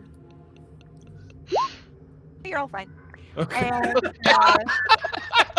Theoretically, how much damage did you take from that creature landing on you at force from that height? Just curious. Is that insta-death? it's Is not. that like a critical role goldfish situation? I mean, it's a bit of a you riding it down a cave is a goldfish situation. I was really ready for it. So you okay, so the body lands, the water pours. And after just a few like 10-15 minutes, the water kind of dies down a bit. And now it's filling up. You've achieved your mission, completed your goal. Well, I'm gonna climb back down now. Earn. Before you go to kind of dress your own wounds, as you are tend to do, given your profession, you make note of the gray, dusty ash that is your blood as you wrap it up. I suppose Dern would see that too, because he's right there. Dern looks at it and goes, "Is this what is inside you?" As he's helping her wrap her arm up. Perhaps? This has never happened before, so I did not know. We should ask Hoots if robots are full of gray dust. Here's a question. Would Dern recognize this as ash? Like, or would he think this is like sand or something like that? Like, would this be recognizable as If ash? you're touching it, it's an investigation check. Okay.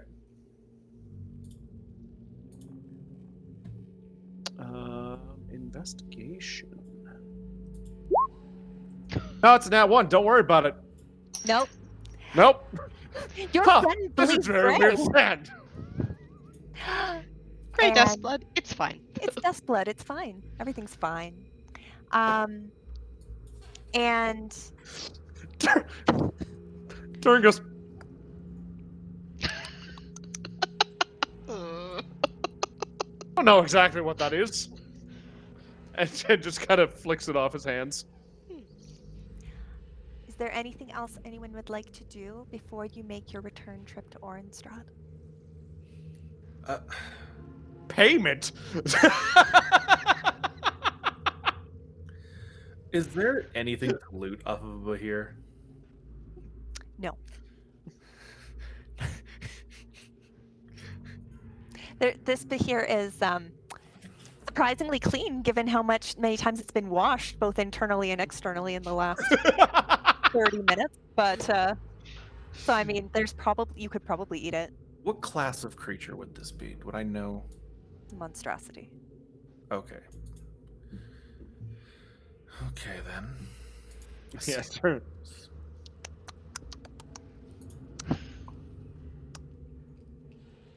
Okay. Then I guess no. Yeah, no, Dern doesn't have anything. All right. Zar thanks you kindly for being so helpful. It truly was everything that he needed, and you achieved all the goals. He's very grateful. How You Vulcan of him. You and have achieved he all the goals. leaves you to return to his town to tell them the good news. Not that they won't already know, because the river will be coming up. He's very pleased. Dern goes, "Excuse me, Mhm. I was eaten, swallowed, thrown up, electrocuted, and bitten." It just sounds like some of my friends explaining their Saturday date nights. I was gonna say, sounds like a It's- great time. Is there some kind of compensation for this?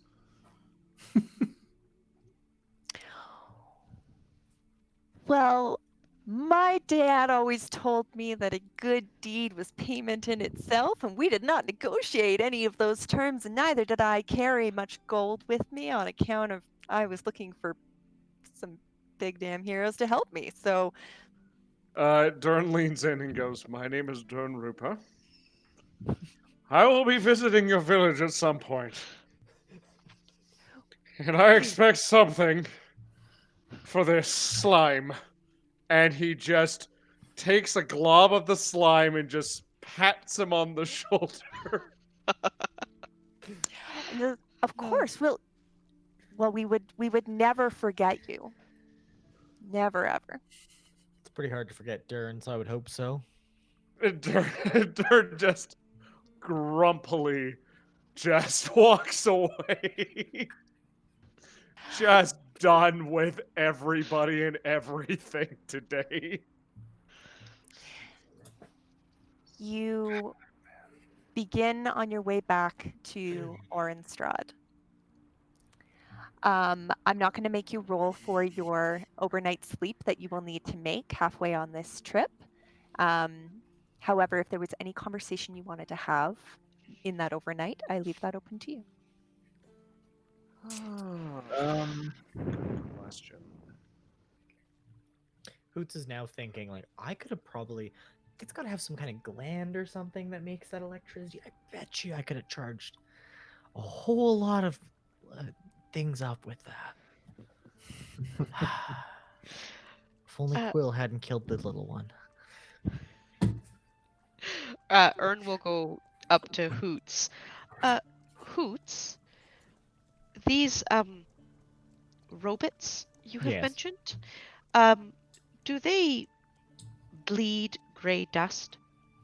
Well, no, they wouldn't bleed at all. Maybe hydraulic fluid, but like, I mean, oil possibly, depending if it's like gasoline powered, or you could do a diesel generator to power one if you really, really wanted. That'd be pretty cool. Giant fire. Anyways, no, gray dust. Why do you ask?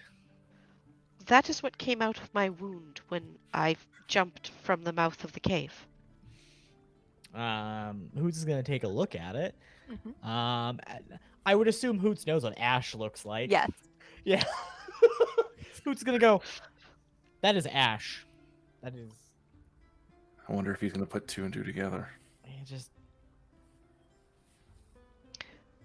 That must be what is inside of me then. Yeah, that would. Meanwhile, Dern over here.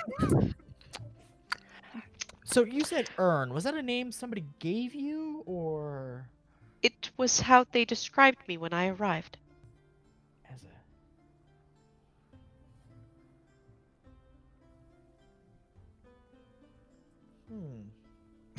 Was your cloak you said your cloak was a thing that came with you when you arrived here, correct? Well, sort of.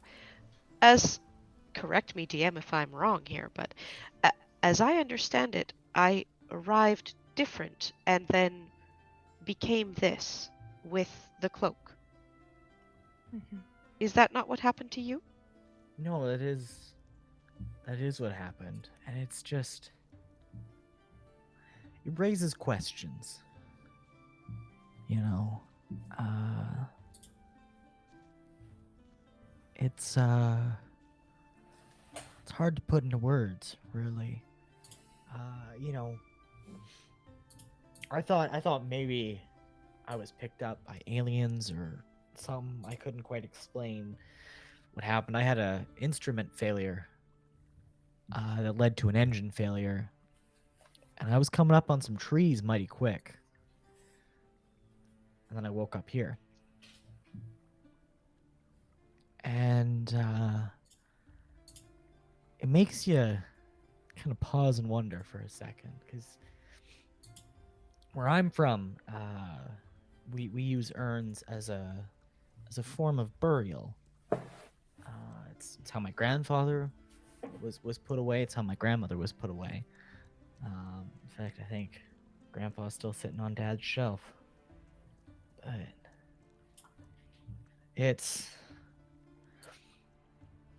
kind of interesting. You know, I think I read a Facebook post once that course it said says- that the Jesus, give it like a book of photographs. that Sorry, was like a Turn peeks up from the sounds like Facebook. that there was that the Japanese did a thing with pottery where they filled it in with gold when it was broken, and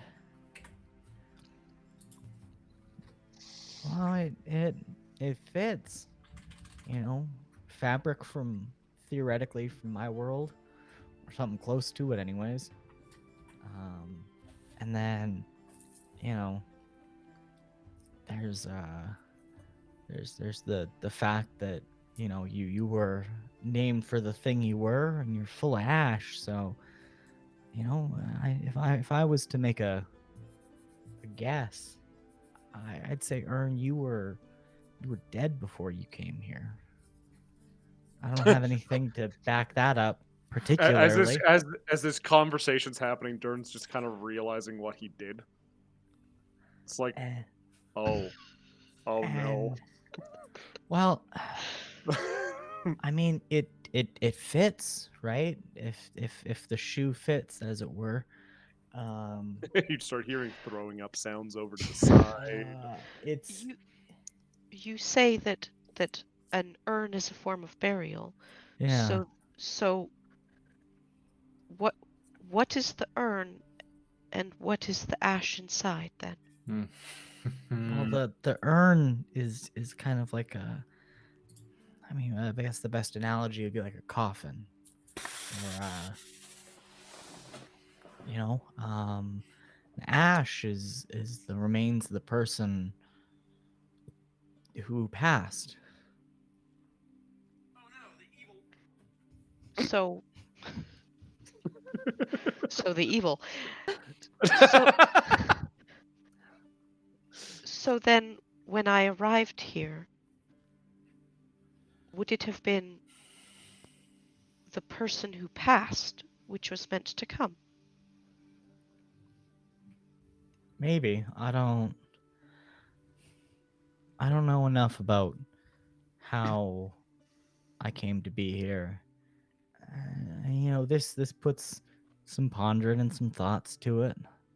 Make you stop and wonder. Maybe I should have a conversation with Callahan, or maybe this is a conversation for tea with Agnes when I get home. Dern pipes up. I presume we're all kind of just having dinner or something like that kind of thing. Yeah. Dern pipes up and goes, I don't think it matters about who it was supposed to be coming through. What matters is it's you who's in front of us. And I think through this journey, we've met a valuable friend. Well, yeah, I'd say it doesn't matter who you were before you came here. Matters what you do while you're here.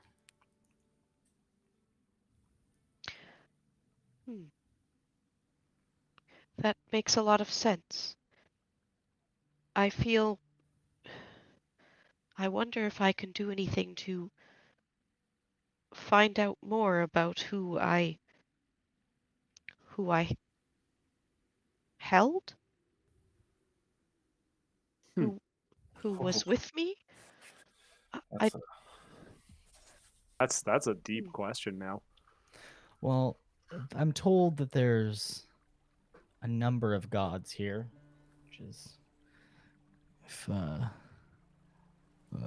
and Opa could hear that out of my mouth, there'd be some serious questions. But it's there's a lot of beliefs in my world about where you go when you go. When you go, go. And if this is it, for some, I suppose. If this is it, well, maybe this is who you were meant to be when you were back home. Now you get a chance to finally be that person. For whatever reason, time may have been cut short, and I don't think you were a pot so much. Where I'm from, there's a lot of belief about there's the body and then there's the soul. And maybe the vessel you arrive in has a say in who we become here, how you get here, what you were doing. It would, and he kind of extends his like right wing up into the air a little bit and flutters it about and go, it would make some sense. Put some logic and reason into things. And it's definitely going to make tonight's sleep a little rough. But I'm sorry for that. it's I had my suspicions.